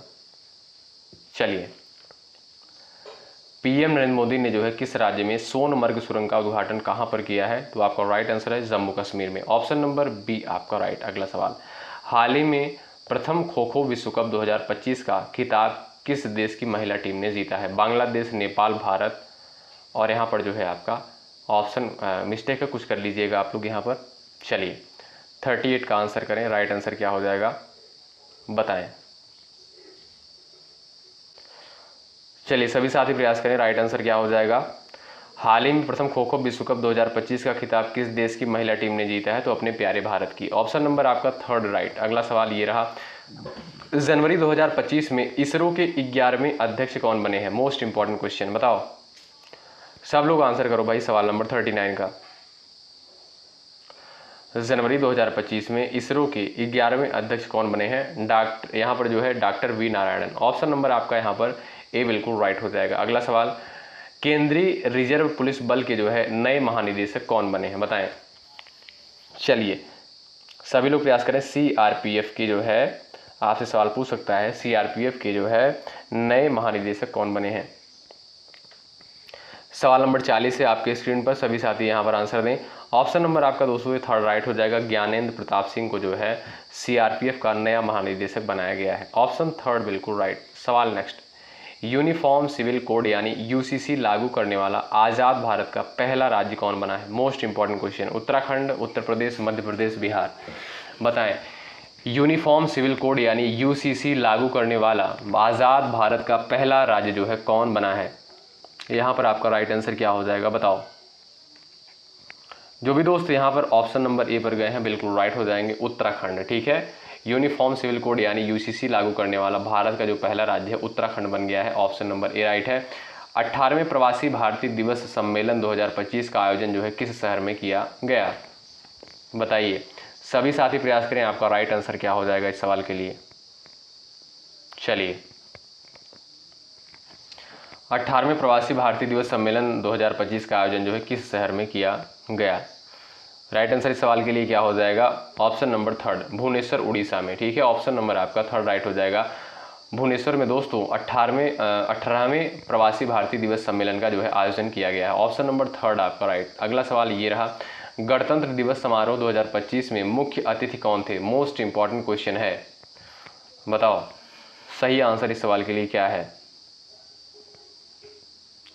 गणतंत्र दिवस समारोह पर जो है, गणतंत्र दिवस समारोह 2025 में मुख्य अतिथि कौन थे, प्रबोवो सुबियांतो। ऑप्शन नंबर आपका ए राइट हो जाएगा। ये दोस्तों कहाँ के राष्ट्रपति थे, आप सभी को पता है इंडोनेशिया के राष्ट्रपति थे। ऑप्शन नंबर आपका ए राइट हो जाएगा। अगला सवाल ये रहा, मेजर ध्यानचंद खेल रत्न अवार्ड 2024 से कितने खिलाड़ियों को सम्मानित किया गया है। महत्वपूर्ण क्वेश्चन है, 2, 3, 4 और आपका दिया है 6, बताएं। सभी साथी आंसर दें इस सवाल का। मेजर ध्यानचंद खेल रत्न अवार्ड 2024 से कितने खिलाड़ियों को सम्मानित किया गया है। सही उत्तर इस सवाल के लिए क्या हो जाएगा बताओ, राइट आंसर क्या हो जाएगा बताओ। चलिए यहाँ पर जो भी साथी ऑप्शन नंबर थर्ड पर गए हैं वो बिल्कुल राइट हो जाएंगे। 4 खिलाड़ियों को जो है मेजर ध्यानचंद खेल रत्न अवार्ड 2024 से सम्मानित किया गया है। ऑप्शन आपका थर्ड बिल्कुल राइट हो जाएगा। नेक्स्ट क्वेश्चन देखिएगा, सवाल नंबर 45। हाल ही में किस राज्य सरकार ने जो है आपातकालीन के दौरान जेल गए व्यक्तियों को 20,000 पेंशन की घोषणा की है। केरल, उड़ीसा, पश्चिम बंगाल, तमिलनाडु। यानी यहाँ पर आपसे सवाल करता है दोस्तों, आपातकाल के दौरान जो है जो भी व्यक्ति जेल गए थे उनको जो है किस राज्य सरकार के द्वारा 20,000 रुपये जो है पेंशन दिया जाएगा। केरल, उड़ीसा, पश्चिम बंगाल, तमिलनाडु। सवाल नंबर 45 है, आंसर करें सभी साथी। यहाँ पर दोस्तों आपका बी ऑप्शन बिल्कुल राइट हो जाएगा, उड़ीसा। अगला सवाल देखें, फूड डिलीवरी कंपनी जोमेटो ने जो है अपना नाम बदलकर क्या रखा है। आप सभी को पता है जो जोमेटो जो है एक फूड डिलीवरी कंपनी है, इसका नाम जो है चेंज कर दिया गया था। आप लोग बताएं क्या कर दिया गया। चलिए आप कहोगे sir eternal. Option number B correct है, ये भी महत्वपूर्ण है, ध्यान रखें। अगला सवाल ये रहा, भारतीय सेना ने जो है पूर्वी कमान के मुख्यालय फोर्ट विलियम का नाम बदलकर क्या रखा, बताएं। चलिए भारतीय सेना ने जो है पूर्वी कमान के मुख्यालय फोर्ट विलियम ये दोस्तों कहाँ पर, ये जो है आपका कोलकाता में है और इसका नाम बदलकर जो है क्या रखा गया है, आप लोग आंसर कर सकते हो।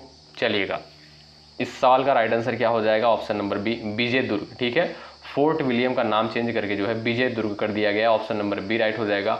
और ये दोस्तों कहाँ पर है, आप सभी जानते होंगे, कोलकाता में स्थित है। अगला सवाल, संपूर्ण भारत में जो है 3 नए आपराधिक कानून कब लागू हुए, बताएं। ये भी इंपॉर्टेंट है। सवाल नंबर 48 आंसर करें। संपूर्ण भारत में जो है 3 नए आपराधिक कानून जो है कब लागू हुए? सवाल नंबर 48। आपका राइट आंसर दोस्तों क्या हो जाएगा? ऑप्शन नंबर सी, 1 जुलाई 2024 को। ऑप्शन नंबर 3 बिल्कुल राइट होगा। अगला सवाल देखें, अंतरिक्ष में जाने वाले पहले भारतीय टूरिस्ट कौन बने हैं? चलिए, अंतरिक्ष में जाने वाले पहले भारतीय टूरिस्ट जो है कौन बने हैं? इस सवाल का सटीक आंसर क्या है? ऑप्शन नंबर सी बिल्कुल राइट हो जाएगा, गोपी टोटकुरा। ऑप्शन नंबर आपका यहाँ पर 3 बिल्कुल करेक्ट होगा। सवाल नेक्स्ट, इंटरनेशनल स्पेस स्टेशन यानी ISS पर जाने वाली पहली भारतीय अंतरिक्ष यात्री कौन होंगे? चलिए, सवाल नंबर 50 है, इंटरनेशनल स्पेस स्टेशन यानी ISS पर जाने वाले पहले भारतीय अंतरिक्ष यात्री कौन होंगे? शुभांशु शुक्ला। ऑप्शन नंबर आपका ए बिल्कुल राइट। सवाल नेक्स्ट, IPL नीलामी के इतिहास में बिकने वाले सबसे महंगे खिलाड़ी कौन बने हैं? सभी को पता होगा, आंसर करो सब लोग। चलो भाई आंसर करिएगा।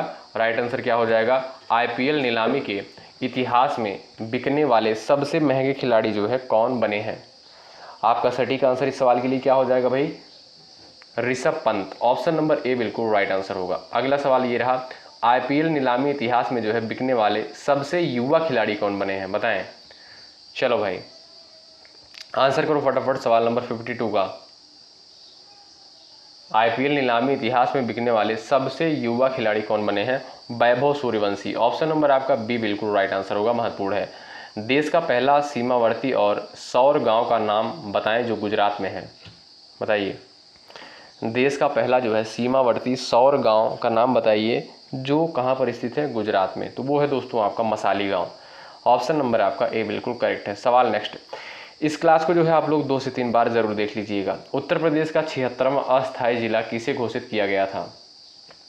चलिए, महाकुंभ के दौरान दोस्तों इसको घोषित किया गया था, बताएं क्या नाम था? प्रयाग महाकुंभ मेला, योगी मेला, इनमें से कोई नहीं। सवाल नंबर 54 का आंसर करें। उत्तर प्रदेश का 76वां अस्थायी जिला किसे घोषित किया गया था? महाकुंभ मेला को। ऑप्शन नंबर आपका बी राइट है। सवाल नेक्स्ट, भारत का दूसरा सबसे बड़ा तितली विविधता केंद्र किसे घोषित किया गया है? Kaziranga national park, Namdapha national park, Ranthambore national park, Dachigam national park. चलिए, सवाल नंबर 55 है। ऑप्शन नंबर आपका ए राइट हो जाएगा। भारत का दूसरा सबसे बड़ा तितली विविधता केंद्र किसे घोषित किया गया है? काजीरंगा नेशनल पार्क को। ऑप्शन नंबर आपका ए बिल्कुल राइट होगा। तो यहाँ पर साथियों आपका ए ऑप्शन बिल्कुल राइट हो जाएगा। ठीक है, Kaziranga national park, A option आपका बिल्कुल राइट। ठीक है, भारत का दूसरा सबसे बड़ा तितली विविधता केंद्र किसे घोषित किया गया है? काजीरंगा नेशनल पार्क को। अगला सवाल देखें, दिसंबर 2026 तक जो है भारत की पहली नाइट सफारी कहाँ बनाई जाएगी? इंदौर, लखनऊ, सांची, देहरादून में। सवाल नंबर 56 है, आप लोग आंसर दे सकते हो इस सवाल का। सवाल नंबर 56 का, दिसंबर 2026 तक भारत की पहली नाइट सफारी कहाँ बनाई जाएगी? ऑप्शन नंबर बी करेक्ट हो जाएगा, लखनऊ में। अगला सवाल ये रहा, जनवरी 2025 को जो है देश की पहली तटीय जलचर पक्षी जनगणना कहाँ हुई? जामनगर, चंदौली, बरेली, मोहाली। बताएं। सवाल नंबर 57, जनवरी 2025 को जो है देश की पहली तटीय जलचर पक्षी जनगणना जो है कहाँ पर हुई? ऑप्शन नंबर आपका ए राइट हो जाएगा, जामनगर में। ए ऑप्शन बिल्कुल राइट आंसर होगा। सवाल नंबर नेक्स्ट देखिएगा, ये रहा आपके सामने।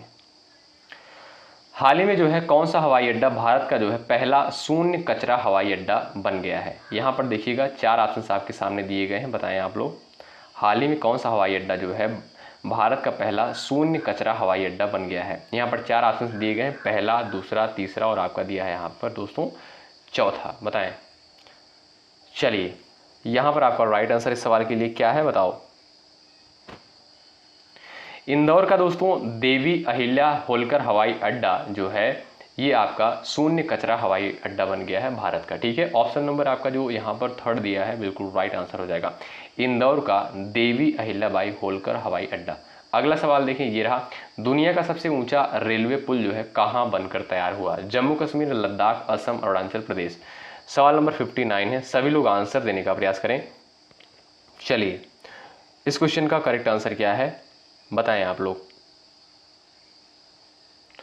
दुनिया का सबसे ऊंचा रेलवे पुल जो है कहाँ बनकर तैयार हुआ है? ये जो है दोस्तों आपका जम्मू कश्मीर में। ऑप्शन नंबर जो ए दिया है बिल्कुल राइट आंसर। सवाल नंबर नेक्स्ट, सबसे लंबे समय तक जो है अंतरिक्ष में चलने वाली पहली भारतीय मूल की अंतरिक्ष यात्री कौन बनी है? कल्पना चावला, सुनीता विलियम्स, राकेश शर्मा, इनमें से कोई नहीं। सवाल नंबर 60 का आंसर करें आप लोग। सबसे लंबे समय तक जो है अंतरिक्ष में चलने वाली पहली भारतीय मूल की अंतरिक्ष यात्री कौन बनी है? मोस्ट इंपॉर्टेंट क्वेश्चन है, आप सभी को पता होगा। इसका सवाल का answer option number B right हो जाएगा, सुनीता विलियम्स। अगला सवाल देखें, ये रहा। हाल ही में अंतर्राष्ट्रीय ओलंपिक समिति की पहली महिला अध्यक्ष कौन बनी है? सवाल नंबर 61 का आंसर करें सब लोग। चलिए, और भाई लाइक की संख्या बढ़ाते चले आप लोग। और जो भी साथी चैनल पर नए हैं, आपको बीएड करना है तो आप लोग जुड़ जाइएगा। यहाँ पर जो है जानकारियाँ मिलती रहती हैं बीएड से संबंधित, आप किसी भी स्टेट से जरूर जुड़े। यहाँ पर आपका राइट आंसर दोस्तों क्या है? ऑप्शन नंबर बी हो जाएगा। ठीक है, हाल ही में अंतर्राष्ट्रीय ओलंपिक समिति की पहली महिला अध्यक्ष कौन बनी है?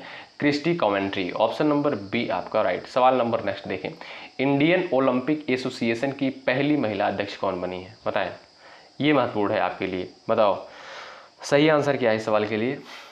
इंडियन ओलंपिक एसोसिएशन की पहली महिला अध्यक्ष जो है पीटी उषा बनी है। ऑप्शन नंबर आपका ए जो है बिल्कुल सटीक आंसर हो जाएगा, ध्यान रखें। अगला सवाल, दुनिया की पहली जो है मिस एआई का खिताब किसने जीता है? बताएं। चलिए, यहाँ पर आपका राइट आंसर क्या है बताएं। सवाल नंबर 63 है। इस क्वेश्चन का राइट आंसर हो जाएगा कंजा लेली। ऑप्शन नंबर आपका बी बिल्कुल राइट है। अगला सवाल देखें, हाल ही में पुलिस व्हाट्सएप चैनल लॉन्च करने वाला देश का प्रथम राज्य कौन सा है? महत्वपूर्ण है, बताएं। राजस्थान, गुजरात, उत्तर प्रदेश, मध्य प्रदेश। हाल ही में जो है पुलिस व्हाट्सएप चैनल लॉन्च करने वाला जो है देश का प्रथम राज्य जो है कौन सा है? सवाल नंबर यहाँ पर जो है आपका 64 है। इस सवाल का करेक्ट आंसर क्या हो जाएगा? ऑप्शन नंबर सी, उत्तर प्रदेश। ठीक है, ऑप्शन नंबर 3 बिल्कुल राइट। सवाल नेक्स्ट देखिएगा, हाल ही में कौन सा राज्य जो है अपने सभी जिलों में हॉल मार्किंग केंद्र स्थापित करने वाला पहला राज्य बन गया है? सवाल नंबर 65 का आंसर करो आप लोग। चलिए, हाल ही में कौन सा राज्य जो है अपने सभी जिलों में हॉल मार्किंग केंद्र स्थापित करने वाला पहला राज्य बन गया है?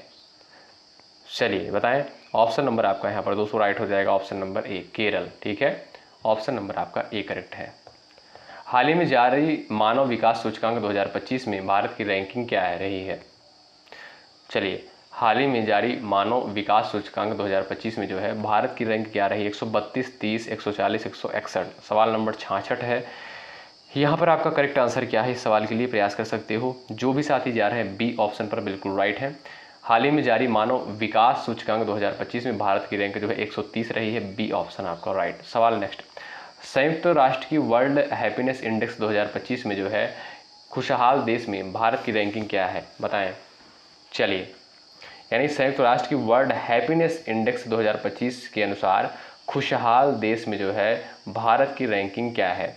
चलिए, यहाँ पर आपका सही आंसर क्या हो जाएगा बताएं, प्रयास करें। ऑप्शन नंबर आपका सी करेक्ट हो जाएगा। 118वें नंबर पर है खुशहाल के मामले में, ठीक है, भारत।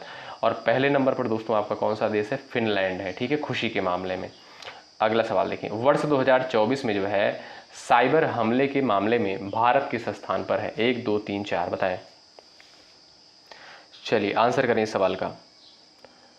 वर्ष 2024 में जो है साइबर हमले के मामले में भारत किस स्थान पर है? दूसरे स्थान पर। Option number second right. सवाल नेक्स्ट, हाल ही में जारी ब्लूमबर्ग की रिपोर्ट के अनुसार एशिया के सबसे धनी परिवारों की सूची में शीर्ष पर कौन है? मुकेश अंबानी परिवार, OP Jindal group, Aditya Birla group, इनमें से कोई नहीं। बताएं। हाल ही में जारी ब्लूमबर्ग की रिपोर्ट के अनुसार एशिया के जो है सबसे धनी परिवारों की सूची में शीर्ष पर कौन है? नंबर 1 पर कौन है? मुकेश अंबानी परिवार। ऑप्शन नंबर आपका ए राइट। सवाल नेक्स्ट, चलिए यहाँ पर देखिएगा, एडोरिल हुरुन इंडिया परोपकार सूची 2024 में सबसे अधिक दान करने वाले व्यक्ति कौन है? बताएं, सबसे अधिक दान करने वाले व्यक्ति कौन है? यहाँ पर आपका राइट आंसर क्या हो जाएगा? Shiv Nadar. Option number B correct. सवाल नेक्स्ट, यहाँ पर क्या कहता है, हलीम किस राज्य सरकार ने जो है हाल ही में, यहाँ पर होना चाहिए दोस्तों, हाल ही में किस राज्य सरकार ने महिलाओं की आर्थिक सहायता करने हेतु मुख्यमंत्री मैया सम्मान योजना शुरू की है? महाराष्ट्र, झारखंड, और यहाँ पर दिया आपका मध्य प्रदेश, उसके बाद है आपका उड़ीसा। बताएं किस राज्य सरकार ने जो है महिलाओं की आर्थिक सहायता करने हेतु मुख्यमंत्री मैया सम्मान योजना शुरू की है? बताएं। सही आंसर इस सवाल के लिए आपका क्या हो जाएगा, ऑप्शन नंबर बी झारखंड। ठीक है, झारखंड राज्य सरकार के द्वारा जो है आप कह सकते हो मैया सम्मान योजना शुरू की गई है, ऑप्शन नंबर बी राइट। सवाल नेक्स्ट, हाल ही में किस राज्य सरकार ने जो है बेरोजगार युवाओं को वित्तीय सहायता प्रदान करने के लिए लाडला भाई योजना शुरू की है, महत्वपूर्ण है, बताओ। चलिए सवाल नंबर 72 का आंसर करें सब लोग, बताएं। इसका राइट आंसर क्या हो जाएगा, हाल ही में किस राज्य सरकार ने जो है बेरोजगार युवाओं को वित्तीय सहायता प्रदान करने के लिए लाडला भाई योजना शुरू की है। ऑप्शन नंबर आपका ए राइट हो जाएगा, महाराष्ट्र ने। ठीक है, महाराष्ट्र राज्य सरकार के द्वारा जो है कौन सी योजना की शुरुआत करी गई है, लाडला भाई योजना की शुरुआत। हाल ही में किस राज्य के मुख्यमंत्री द्वारा लाडली बहन योजना की शुरुआत की गई है, बताएं। उत्तर प्रदेश, मध्य प्रदेश, छत्तीसगढ़, पश्चिम बंगाल। सवाल नंबर 73 है, बी ऑप्शन आपका राइट हो जाएगा, Madhya Pradesh. Option number B correct है। अगला सवाल ये रहा, भारत सरकार ने जो है देश में उच्च शिक्षा प्राप्त करने के लिए मेधावी छात्रों को ऋण प्रदान करने के लिए कौन सी योजना शुरू की है, बताएं। ये भी इंपॉर्टेंट है, आंसर करो सब लोग। भारत सरकार ने देश में उच्च शिक्षा प्राप्त करने के लिए मेधावी छात्रों को ऋण प्रदान करने के लिए कौन सी योजना शुरू की है, पीएम विद्या लक्ष्मी योजना। ऑप्शन नंबर ए राइट हो जाएगा, याद रखिएगा साथियों, महत्वपूर्ण है। ये रहा आपका अगला सवाल, दिसंबर 2024 में जो है पीएम नरेंद्र मोदी ने किस स्थान से बीमा सखी योजना की शुरुआत की है, लखनऊ से, पानीपत से, इंदौर से, और आपका दिया है जयपुर, बताएं। सवाल नंबर 75 है, इसका राइट आंसर दोस्तों आपका क्या हो जाएगा, हरियाणा, पानीपत से जो है प्रधानमंत्री नरेंद्र मोदी के द्वारा जो है बीमा सखी योजना की शुरुआत करी गई है। कहाँ से, पानीपत, हरियाणा से। Option number B correct. G20 वार्षिक शिखर सम्मेलन 2024 की मेजबानी किस देश ने की है, भारत, ब्राजील, इंडोनेशिया, दक्षिण अफ्रीका। सवाल नंबर 76 है, आंसर करें सब लोग, बताएं। साथियों मैं फिर से आपसे कह रहा हूँ, इस क्लास को आप लोग अपनी परीक्षा से पहले ज़रूर अटेंड करिएगा। G20 वार्षिक शिखर सम्मेलन 2024 की मेज़बानी किस देश ने की है, यानी दोस्तों यहाँ पर जो प्रश्न कवर किए गए हैं 2024 का भी महत्वपूर्ण करंट अफेयर लिया गया है और 2025 का भी। ठीक है, तो ये क्लास आपके लिए महत्वपूर्ण हो जाती है। यहाँ पर राइट आंसर आपका हो जाएगा बी ऑप्शन, ब्राज़ील। G20 वार्षिक शिखर सम्मेलन 2024 की मेज़बानी जो है ब्राज़ील के द्वारा करी गई है, बी ऑप्शन राइट। अगला सवाल, 16वें ब्रिक्स शिखर सम्मेलन 2024 की मेज़बानी किस देश ने की है, ब्राज़ील, रूस, भारत, दक्षिण अफ्रीका। सवाल नंबर आपका है 77 यानी 77 नंबर का क्वेश्चन है, तो इस क्वेश्चन का राइट आंसर आपका है रूस। ठीक है, 16वें ब्रिक्स शिखर सम्मेलन 2024 की मेजबानी आपका जो है रसिया के द्वारा करेक्ट किया गया है। ऑप्शन नंबर आपका बी जो दिया है बिल्कुल राइट आंसर हो जाएगा। सवाल नेक्स्ट देखें, नाटो शिखर सम्मेलन 2024 कहाँ आयोजित हुआ है, बताएं। चलिए, नाटो शिखर सम्मेलन जो है 2024 कहाँ आयोजित हुआ है, नाटो का मुख्यालय कहाँ पर स्थित है, आप लोग कमेंट बॉक्स में आंसर करिएगा, ये आपके लिए सवाल है क्योंकि ये सवाल पूछा गया है। नाटो का मुख्यालय जो है कहाँ पर स्थित है, बताएं। और यहाँ पर आंसर करें, नाटो शिखर सम्मेलन 2024 कहाँ आयोजित हुआ है, तो इसका आयोजन दोस्तों वाशिंगटन डीसी में हुआ है, ए ऑप्शन आपका राइट। अगला सवाल ये रहा, G7 शिखर सम्मेलन 2024 सम्मेलन का आयोजन कहाँ हुआ है, बांग्लादेश, भारत, रूस, इटली, बताएं। 79 का आंसर करें सभी साथी, बताएं। चलिएगा, यहाँ पर आपका राइट आंसर क्या है इस सवाल के लिए, बताएं। G7 शिखर सम्मेलन 2024 सम्मेलन का आयोजन जो है कहाँ पर हुआ है, राइट आंसर हो जाएगा आपका इटली में, डी ऑप्शन आपका बिल्कुल करेक्ट है। अगला सवाल यहाँ पर है, हाल ही में भारत के पूर्व पीएम मनमोहन सिंह का निधन हो गया, इनको जो है किस वर्ष पद्म विभूषण पुरस्कार से सम्मानित किया गया था, 1987 में, 1999 में, 2014 में, 1972 में, बताएं। सवाल नंबर 80 का आंसर क्या हो जाएगा, बताएं। मनमोहन सिंह को जो है इन्हें जो है किस वर्ष पद्म विभूषण से सम्मानित किया गया था, कब इनको जो है पद्म विभूषण पुरस्कार से सम्मानित किया गया था, 1987 में, ए ऑप्शन आपको राइट। अगला सवाल, हाल ही में प्रसिद्ध तबला वादक जाकिर हुसैन का जो है निधन हो गया है, इन्हें जो है किस पद्म पुरस्कार से सम्मानित किया गया था, पद्मश्री, पद्म भूषण, पद्म विभूषण, उपरोक्त सभी। महत्वपूर्ण सवाल है।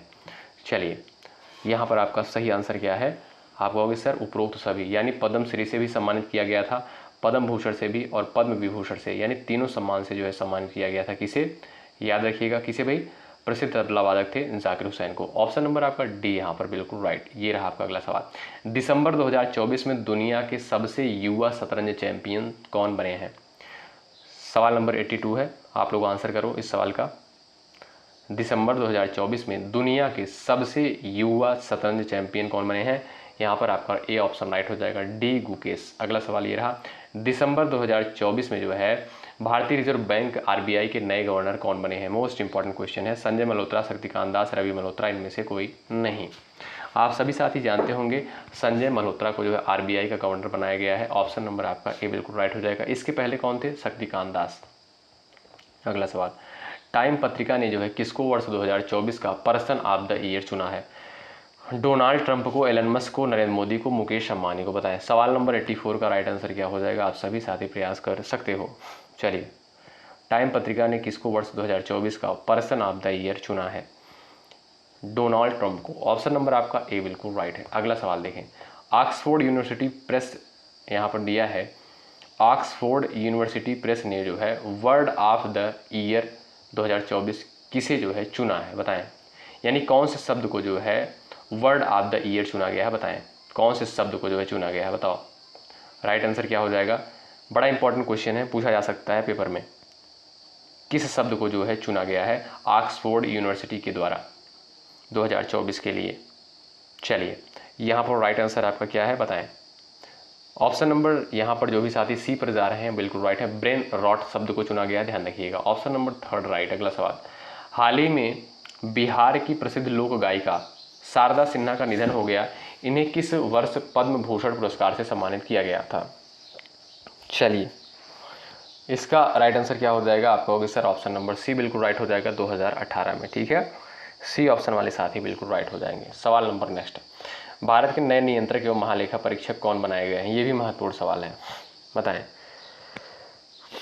सही आंसर क्या हो जाएगा? सवाल नंबर 87 का राइट आंसर हो जाएगा आपका के संजय मूर्ति को जो है भारत का नया नियंत्रक एवं महालेखा परीक्षक नियुक्त किया गया है। ऑप्शन नंबर आपका यहाँ पर जो है थर्ड बिल्कुल राइट आंसर हो जाएगा। ठीक है, आगे बढ़े भाई। अगला सवाल देखें, राष्ट्रीय महिला आयोग की नई अध्यक्ष कौन बनी है? महत्वपूर्ण है, राष्ट्रीय महिला आयोग की नई अध्यक्ष जो है किसे बनाया गया है?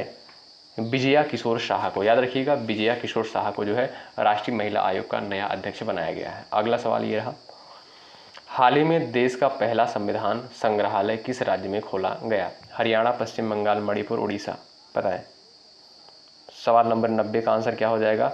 हाल ही में देश का पहला संविधान संग्रहालय किस राज्य में खोला गया? तो वो दोस्तों हरियाणा में खोला गया। ये ऑप्शन आपका बिल्कुल राइट। सवाल next, Dada Saheb Phalke life time achievement पुरस्कार 2024 से किसे सम्मानित किया जाएगा? चलिए, आप सभी को पता होना चाहिए, Dada Saheb Phalke life time achievement पुरस्कार से जो है मिथुन चक्रवर्ती को सम्मानित किया गया है। ऑप्शन नंबर आपका ए बिल्कुल राइट। अगला सवाल, हाल ही में मिसेज यूनिवर्स 2025 का खिताब किस भारतीय ने जीता है? महत्वपूर्ण है। चलिए, यहाँ पर दोस्तों आपका राइट आंसर क्या हो जाएगा? इस सवाल का आंसर आप लोग करिए, बताइए। ऑप्शन नंबर आपका यहाँ पर ए बिल्कुल राइट हो जाएगा, एंजेला स्वामी। ठीक है, हाल ही में मिसेज यूनिवर्स 2025 का खिताब जो है एंजेला स्वामी ने जीता है, जो कि एक भारतीय है। ऑप्शन नंबर आपका ए बिल्कुल राइट आंसर हो जाएगा, ध्यान रखिएगा साथियों। और यहाँ पर पूरे जो है 92 क्वेश्चंस को कवर किया गया था। ये क्लास आपको कैसी लगी कमेंट बॉक्स में ज़रूर बताएं। इस क्लास के लिए बहुत मेहनत करी गई थी, एक एक क्वेश्चन को जो है टाइप किया गया था, जो सिलेक्टेड क्वेश्चन थे परीक्षा के लिए। तो अपनी परीक्षा से पहले इस क्लास को जरूर देख लीजिएगा, 102 बार ज़रूर देखें। यहाँ पर उम्मीद यही की जा रही है कि यहाँ से प्रश्न पेपर में आए। फिलहाल देखिए क्या होता है भाई, ऐसा भी नहीं है कि हम ही पेपर बनाते हैं, हम ही पेपर सेट करते हैं। बस ये है कि एक कह सकते हो, एक उम्मीद की जा सकती है कि यहाँ से हो सकता है प्रश्न आ जाए, क्योंकि बहुत महत्वपूर्ण सवालों को यहाँ पर कंसाइज करने का प्रयास किया गया है। आपने इस क्लास को देखा होगा। हमारी ये मेहनत आपको कैसी लगी एक बार ज़रूर बताएं कमेंट बॉक्स में, अपना सकारात्मक कमेंट ज़रूर लिखें। और जो भी साथी चैनल पर नए हैं, कृपया करके चैनल को सब्सक्राइब करके बेल आइकन को जरूर प्रेस कर लीजिएगा और एक लाइक ज़रूर करिएगा। अपने साथियों के पास भी इसको शेयर कर दीजिएगा। धन्यवाद। जय हिंद, जय भारत। हेलो एवरीवन, स्वागत है एक बार फिर से आप सभी साथियों का शिक्षा संकल्प के इस ऑनलाइन यूट्यूब प्लेटफॉर्म पर। कैसे हैं आप सभी साथी? आशा करते हैं कि आप लोग बहुत ही अच्छे होंगे, स्वस्थ होंगे और मेहनत के साथ तैयारी में लगे होंगे। साथियों, आज का ये वीडियो आपके लिए बहुत इंपॉर्टेंट होने वाला है, क्योंकि इस स्पेशल सेशन में हम लोग कवर करने वाले हैं प्रमुख रचना व रचनाकार। यहाँ से साथियों हर साल प्रश्न पूछे जाते हैं परीक्षा में। आप लोग पिछले वर्ष का पेपर उठाकर देखिएगा, यहाँ से आपको सवाल देखने को मिलते हैं। तो आइए शुरुआत करते हैं बिना किसी देरी के। आप लोग पूरे धैर्य के साथ अंत तक बने रहिएगा और हर एक सवाल का आंसर देते हुए चलिएगा। पहला क्वेश्चन स्क्रीन पर लग चुका है, आंसर करें। पृथ्वीराज रासो के रचनाकार कौन है? बताएं। आप सभी का राइट आंसर क्या हो जाएगा इस सवाल के लिए? यहाँ पर जो भी साथी बी ऑप्शन पर गए हैं वो बिल्कुल राइट हो जाएंगे। चंदवरदाई, ऑप्शन नंबर बी आपका राइट होगा। अगला सवाल देखें, कबीर दास की भाषा क्या थी, बताएं। ब्रज, कन्नौजी, सदुक्कड़ी, खड़ी बोली। सवाल नंबर सेकंड का सभी लोग आंसर करेंगे, यहाँ पर आपका करेक्ट आंसर क्या हो जाएगा। जो भी साथी ऑप्शन नंबर सी पर गए हैं वो बिल्कुल राइट हो जाएंगे। कबीर दास की भाषा क्या थी, सदुक्कड़ी। सी ऑप्शन आपका साथियों यहाँ पर बिल्कुल करेक्ट आंसर होगा। अगला सवाल यहाँ पर देखिएगा, आंसर करें, तितली किसकी रचना है। मोस्ट इंपॉर्टेंट है, परीक्षा में पूछा गया है, आप सभी लोग प्रयास कर सकते हो। जयशंकर प्रसाद, आचार्य रामचंद्र शुक्ल, श्याम सुंदर दास, आचार्य महावीर प्रसाद द्विवेदी। साथियों ध्यान रखिएगा, तितली जो है ये जयशंकर प्रसाद की रचना है। आपका ए ऑप्शन जो दिया है बिल्कुल राइट आंसर है। अगला सवाल, सवाल नंबर 5, अतीत के चलचित्र के रचयिता कौन है। चलिए भाई बताइए, सभी लोग फटाफट आंसर देने का प्रयास करें। अतीत के चलचित्र के रचयिता कौन है, सभी का आंसर आना चाहिए। चलिए यहां पर जो भी साथी जा रहे हैं ऑप्शन नंबर 3 पर, उनका आंसर बिल्कुल राइट हो जाएगा, महादेवी वर्मा। सी ऑप्शन साथियों आपका बिल्कुल करेक्ट आंसर होगा। अगला सवाल आपके स्क्रीन पर है, पल्लव के रचयिता कौन है, बताइए। सवाल नंबर 6 का आंसर देने का प्रयास करें, पल्लव के जो है रचयिता कौन है। सुमित्रा नंदन पंत, निराला, जयशंकर प्रसाद, महादेवी वर्मा। बताइए आपका यहाँ पर करेक्ट आंसर क्या हो जाएगा, पल्लव के रचयिता कौन है। चलिए यहाँ पर ए ऑप्शन दोस्तों आपका बिल्कुल राइट हो जाएगा, सुमित्रा नंदन पंत। ए ऑप्शन आपका बिल्कुल करेक्ट आंसर। अगला सवाल देखें, ये रहा, चिंतामणि के रचयिता कौन है, बताइए। चिंतामणि के रचयिता कौन है, सभी लोग प्रयास करें, बताइएगा। चलिए भाई, चिंतामणि के रचयिता कौन है। जयशंकर प्रसाद, महावीर प्रसाद द्विवेदी, रामचंद्र शुक्ल, हरिऔध। आपका राइट आंसर हो जाएगा कौन भाई, रामचंद्र शुक्ल। ऑप्शन नंबर आपका यहाँ पर जो दिया है ऑप्शन नंबर सी, यही आपका बिल्कुल राइट आंसर हो जाएगा, ध्यान रखिएगा। सवाल नंबर 8 देखिएगा, आंचलिक रचनाएं किससे संबंधित होती हैं। देश विशेष से, लोक विशेष से, क्षेत्र विशेष से, और आपका दिया है यहाँ पर जाति विशेष से। बताएं आंचलिक रचनाएं जो हैं किससे संबंधित होती हैं, बताइएगा। आंचलिक रचनाएं दोस्तों ये जो है आपका क्षेत्र विशेष से रिलेटेड होती हैं। आपका यहाँ पर सी ऑप्शन जो है बिल्कुल राइट आंसर हो जाएगा। अगला सवाल, सभी लोग प्रयास करें, निर्गुण भक्ति काव्य का प्रमुख कवि किसे माना जाता है, बताइए। सूरदास, तुलसीदास, कबीरदास, और आपका दिया है केशवदास। बताएं, सभी को पता होगा भाई इसका आंसर। सिंपल सा क्वेश्चन है, बेसिक क्वेश्चन है, आप सभी जानते होंगे। आपका यहाँ पर सी ऑप्शन बिल्कुल राइट हो जाएगा, कबीरदास। ध्यान रखेंगे ऑप्शन नंबर सी बिल्कुल करेक्ट होगा। अगला सवाल ये रहा आपके स्क्रीन पर, श्रद्धा किस कृति की नायिका है, बताइए यहाँ पर राइट आंसर क्या हो जाएगा। कामायनी, कुरुक्षेत्र, रामायण और साकेत। बताएं। चलिए श्रद्धा जो है किस कृति की नायिका है, आप सभी को पता होगा, कामायनी। और कामायनी किसकी रचना है दोस्तों, जयशंकर प्रसाद की। ठीक है, तो आपका ए ऑप्शन जो है बिल्कुल राइट आंसर होगा। और ये रहा आपका अगला सवाल, तरनी तनुजा तटतमाल तरूर बहुछाए, प्रस्तुत पंक्ति के रचयिता कौन है, बताइए। और इसमें जो है अलंकार कौन है, यहाँ पर ये भी आप लोग बता सकते हो, कौन सा अलंकार है ये भी बता सकते हो। चलिए, तरनी तनुजा तटतमाल तरूर छाए, यहाँ पर अगर बात करें दोस्तों ये किसकी पंक्ति है, भारतेंदु हरिश्चंद्र की। ऑप्शन नंबर आपका यहाँ पर ए बिल्कुल राइट हो जाएगा। और बात करें अलंकार की, आपका इसमें हो जाएगा कौन सा अलंकार भाई, अनुप्रास। अगला सवाल, हिंदी का प्रथम गद्यकार किसे माना जाता है, बताइए। हिंदी का प्रथम गद्यकार किसे माना जाता है, आंसर कर सकते हो यहाँ पर राइट आंसर क्या हो जाएगा इस सवाल के लिए, बताएं। चलिए भाई, 4 विकल्प दिए गए हैं, आप लोग यहाँ पर आंसर कर सकते हो, बताएं। ऑप्शन नंबर साथियों आपका यहाँ पर सी बिल्कुल राइट हो जाएगा। हिंदी के प्रथम गद्यकार कौन है भाई, भारतेंदु हरिश्चंद्र। ऑप्शन नंबर आपका सी बिल्कुल आपका राइट आंसर हो जाएगा, ध्यान रखिएगा। अगला सवाल देखिए, सवाल नंबर 13 यहाँ पर है, हिंदी के सर्वप्रथम प्रकाशित पत्रिका का नाम क्या है, बताएं। चलिए भाई प्रयास करें, आपका राइट आंसर इस सवाल के लिए क्या हो जाएगा, बताओ।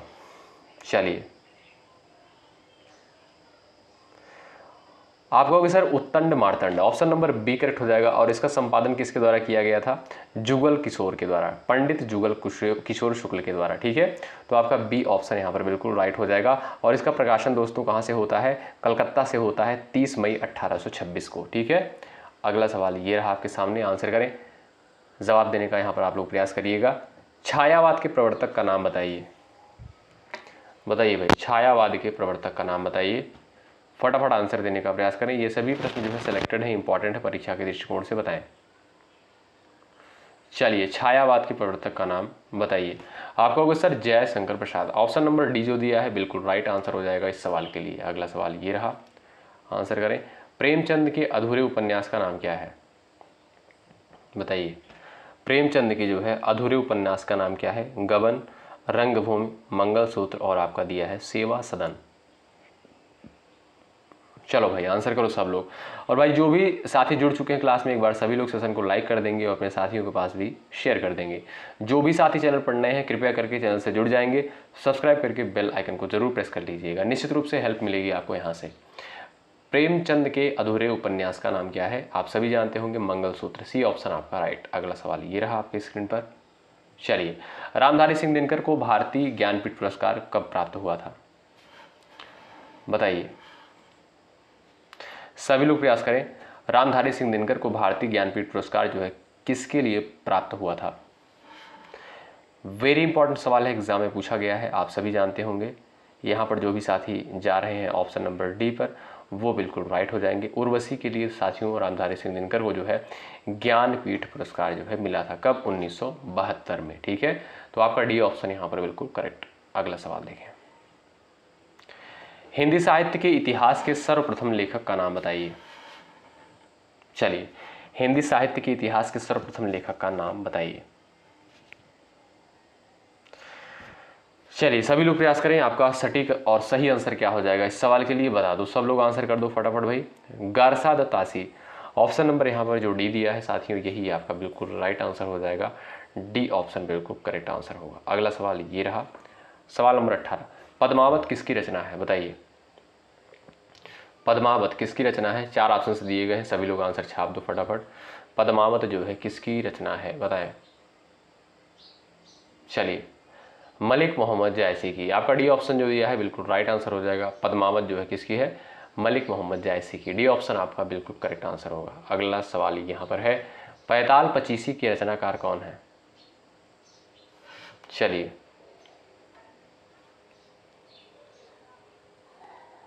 सभी लोग आंसर करें इस सवाल का। चलिए, सभी लोग प्रयास करें। सही आंसर क्या हो जाएगा बताओ। ए ऑप्शन साथियों आपका यहाँ पर बिल्कुल राइट आंसर हो जाएगा, लल्लू लाल। अगला सवाल देखें, आपका राइट आंसर क्या है बताएं। संस्कृत के 4 अध्याय किसकी रचना है? बताएं, संस्कृत के 4 अध्याय जो है ये किसकी रचना है? ये भी महत्वपूर्ण है। चलिए, सभी लोग प्रयास करें भाई, आंसर देने का प्रयास करें। यहाँ पर आपका ए ऑप्शन बिल्कुल राइट हो जाएगा, रामधारी सिंह दिनकर की। ठीक है, संस्कृत के 4 अध्याय रामधारी सिंह दिनकर की रचना है। अगला सवाल ये रहा, आंसर करें। अशोक के फूल काव्य संग्रह के रचनाकार कौन है? बताइए, अशोक के फूल काव्य संग्रह के रचनाकार कौन है? प्रसाद यहाँ पर जो है सभी लोग प्रयास करेंगे, आपका सही आंसर क्या हो जाएगा। जो भी साथी भाई ऑप्शन नंबर डी पर जा रहे हैं वो बिल्कुल यहाँ पर करेक्ट हो जाएंगे, उनका आंसर बिल्कुल राइट हो जाएगा, हजारी प्रसाद द्विवेदी। ठीक है, डी ऑप्शन वाले साथी जो है बिल्कुल करेक्ट है। सवाल नंबर यहाँ पर 22 है, झरना जो कि एक काव्य संग्रह है किसकी रचना है? बताइए, झरना जो है एक काव्य संग्रह है, ये किसकी रचना है? यहाँ पर आप लोग आंसर कर सकते हो सभी साथी। सोहनलाल द्विवेदी, महादेवी वर्मा, जयशंकर प्रसाद, सुभद्रा कुमारी चौहान। जयशंकर प्रसाद साथियों यहाँ पर आपका जो सी ऑप्शन दिया है यही आपका बिल्कुल सटीक आंसर। सवाल नंबर नेक्स्ट है, भारत भारती के रचनाकार कौन है? बताइए, भारत भारती की रचनाकार कौन है? यही बड़ी इंपॉर्टेंट है और एग्जाम में पूछी गई है, सभी लोग प्रयास करिएगा। चलिए, भारत भारती की रचनाकार कौन है? मैथिली शरण गुप्त। आपका सी ऑप्शन जो दिया है यही आपका सटीक आंसर होगा। अगला सवाल ये रहा आपके सामने, प्रेम सागर के रचनाकार कौन है? बताइए, प्रेम सागर के रचनाकार कौन है? चलिए, सदल मिश्र, उस्मान, लल्लू लाल, सुंदर दास। 4 विकल्प दिए गए हैं, सभी लोग आंसर यहाँ पर छापने का प्रयास करो। प्रेम सागर के रचनाकार कौन है? बताइए, सभी का आंसर आना चाहिए इस सवाल के लिए। जो भी साथी यहाँ पर ऑप्शन नंबर सी पर जा रहे हैं वो बिल्कुल राइट हो जाएंगे, लल्लू लाल। आपका सी ऑप्शन करेक्ट होगा। अगला सवाल ये रहा, पंच परमेश्वर जो कि एक कहानी है, इसके लेखक कौन है? चलिए बताइए, पंच परमेश्वर जो कि एक कहानी है, इसके राइटर कौन है? अच्छा, लास्ट में साथियों आप लोग बताइएगा कि आपने कितने सवालों को बिल्कुल करेक्ट करने का प्रयास किया है। पंच परमेश्वर आप सभी जानते हैं मुंशी प्रेमचंद। ऑप्शन नंबर जो बी दिया है यही आपका बिल्कुल राइट आंसर हो जाएगा, ध्यान रखें। सवाल नंबर नेक्स्ट है, तोड़ती पत्थर, वह तोड़ती पत्थर कविता के कवि कौन है? बताइए, वह तोड़ती पत्थर कविता के जो है कवि कौन है? चलिए, यहां पर जो भी साथी जा रहे हैं सूर्यकांत त्रिपाठी निराला पर, वो बिल्कुल यहां पर करेक्ट हो जाएंगे। ऑप्शन नंबर सी साथियों आपका यहां पर बिल्कुल राइट आंसर हो जाएगा, ध्यान रखें, ठीक है। अगला सवाल देखिएगा, ये रहा आपके सामने। चलिए, रानी केतकी की कहानी के रचयिता कौन है? चलिए, रानी केतकी की कहानी, सभी लोग फटाफट आंसर छाप दो भाई कमेंट बॉक्स में। चलिए, और भाई लाइक की संख्या बढ़ती रहनी चाहिए, आपके लिए बेहतरीन कंटेंट प्रोवाइड किया जा रहा है। आपका कर्तव्य बनता है सेशन को जरूर से जरूर लाइक करें, और जो भी साथी चैनल पर नए हैं सब्सक्राइब जरूर करें। रानी केतकी की कहानी के रचयिता कौन है? इंशाअल्लाह खां। ऑप्शन नंबर डी जो दिया है बिल्कुल राइट आंसर हो जाएगा। और ये रहा आपका अगला सवाल, जवाब देने का प्रयास करें।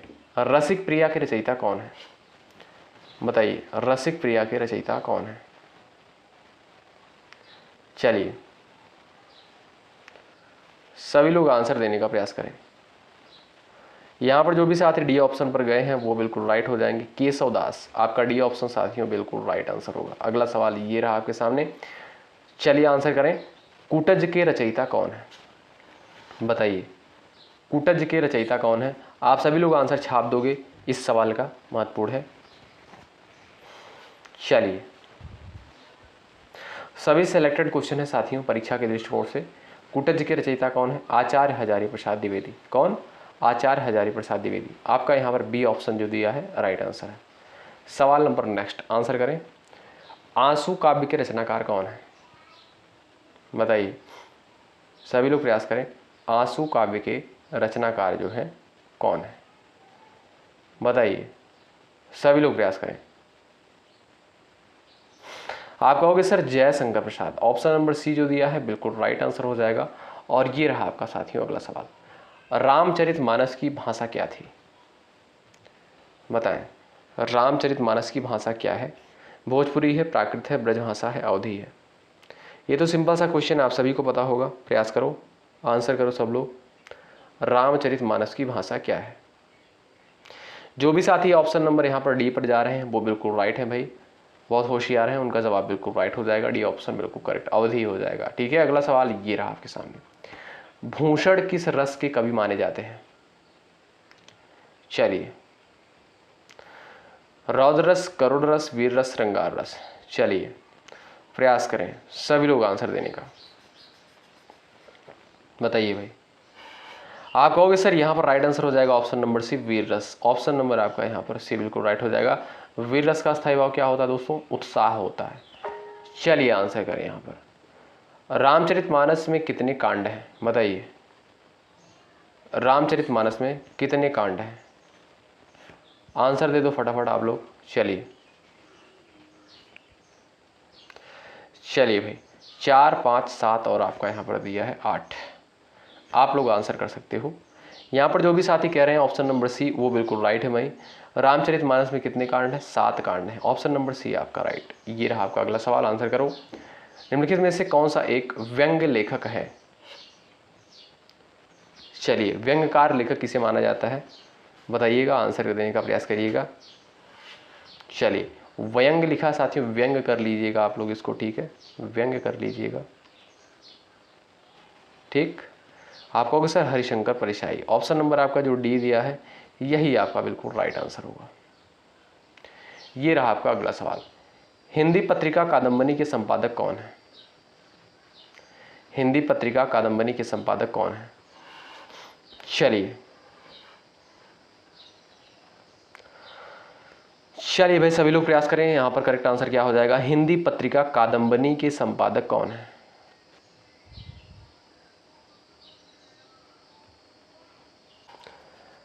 चलो भाई आंसर देने का प्रयास करो सब लोग। तो यहाँ पर जो भी साथी जा रहे हैं ऑप्शन नंबर ए पर वो बिल्कुल राइट हो जाएंगे, राजेंद्र अवस्थी। सवाल नंबर नेक्स्ट, दिनकर किस रस के कवि माने जाते हैं? बताइए सभी लोग बताएं, रामधारी सिंह दिनकर जो है किस रस के कवि माने जाते हैं? रौद्र रस, करुण रस और आपका दिया है यहाँ पर वीर रस, श्रृंगार रस। वरुण रस नहीं होता दोस्तों, करुण रस होता है, ठीक है, इसका स्थायी भाव शोक होता है। तो आप लोग बताइएगा दिनकर जो है किस रस के कवि माने जाते हैं? आप सभी जानते होंगे वीर रस। ऑप्शन नंबर आपका यहाँ पर सी जो दिया है यही आपका सटीक हो जाएगा। अगला सवाल देखिएगा, निराला जी कैसे कवि हैं? अवसरवादी, क्रांतिकारी, पलायनवादी, भाग्यवादी? बताइए। चलिए भाई, निराला जी जो है कैसे कवि हैं? एक क्रांतिकारी कवि। ऑप्शन नंबर आपका यहाँ पर जो बी दिया है यही आपका राइट आंसर होगा। ये रहा आपका अगला सवाल, हिंदी गद्य का जन्मदाता किसको माना जाता है? बताइए, हिंदी गद्य का जन्मदाता किसको माना जाता है? प्रयास करिएगा आंसर देने के लिए सब लोग। यहाँ पर जो भी साथी ऑप्शन नंबर सी पर गए हैं वो बिल्कुल राइट हो जाएंगे, भारतेंदु हरिश्चंद्र को, ठीक है, सी ऑप्शन आपका राइट। अगला सवाल देखिए, कवि कालिदास की अभिज्ञान शाकुंतलम का हिंदी अनुवाद किसने किया था? चलिए, कवि कालिदास की अभिज्ञान शाकुंतलम का हिंदी अनुवाद जो है किसके द्वारा किया गया था? आप सभी को पता होगा साथियों, यहाँ पर राइट आंसर हो जाएगा राजा लक्ष्मण सिंह के द्वारा। ऑप्शन नंबर डी जो दिया है यही आपका करेक्ट आंसर हो जाएगा। अगला सवाल ये रहा, किस काल को स्वर्ण काल कहा जाता है? बताइए, किस काल को जो है स्वर्ण काल कहा जाता है? रीति काल, भक्ति काल, आदि काल और आपका दिया है आधुनिक काल को। बताएं। चलिए भाई प्रयास करें, किस काल को स्वर्ण काल कहा जाता है? रीति काल, भक्ति काल, आदि काल, आधुनिक काल? आपका राइट आंसर हो जाएगा ऑप्शन नंबर बी, भक्ति काल को दोस्तों स्वर्ण काल की संज्ञा दी गई है। बी ऑप्शन आपका करेक्ट है। अगला सवाल यहां पर देखिएगा, आंसर करें, सूरदास के गुरु का नाम क्या था? बताइए, सूरदास के गुरु का नाम क्या था? चलिए, श्री वल्लभाचार्य। कौन? Shri Vallabhacharya. Option number D पर जो भी साथी गए हैं वो बिल्कुल यहाँ पर करेक्ट हो जाएंगे, उनका आंसर बिल्कुल आपका यहाँ पर करेक्ट हो जाएगा। सवाल नंबर नेक्स्ट, कामायनी किस प्रकार का ग्रंथ है? बताइए, कामायनी किस प्रकार का ग्रंथ है? खंड काव्य, मुक्तक काव्य, महाकाव्य, चंपू काव्य? चलिए, यहाँ पर जो भी साथी ऑप्शन नंबर सी पर गए हैं वो बिल्कुल राइट हो जाएंगे, महाकाव्य है। और कामायनी जो है जयशंकर प्रसाद की आप सभी जानते हैं। सवाल नंबर नेक्स्ट, गागर में सागर भरने का कार्य किस कवि ने किया? बिहारी, रसखान, घनानंद, सूरदास? बताइए, गागर में सागर भरने का कार्य किस कवि के द्वारा किया गया? चलिए,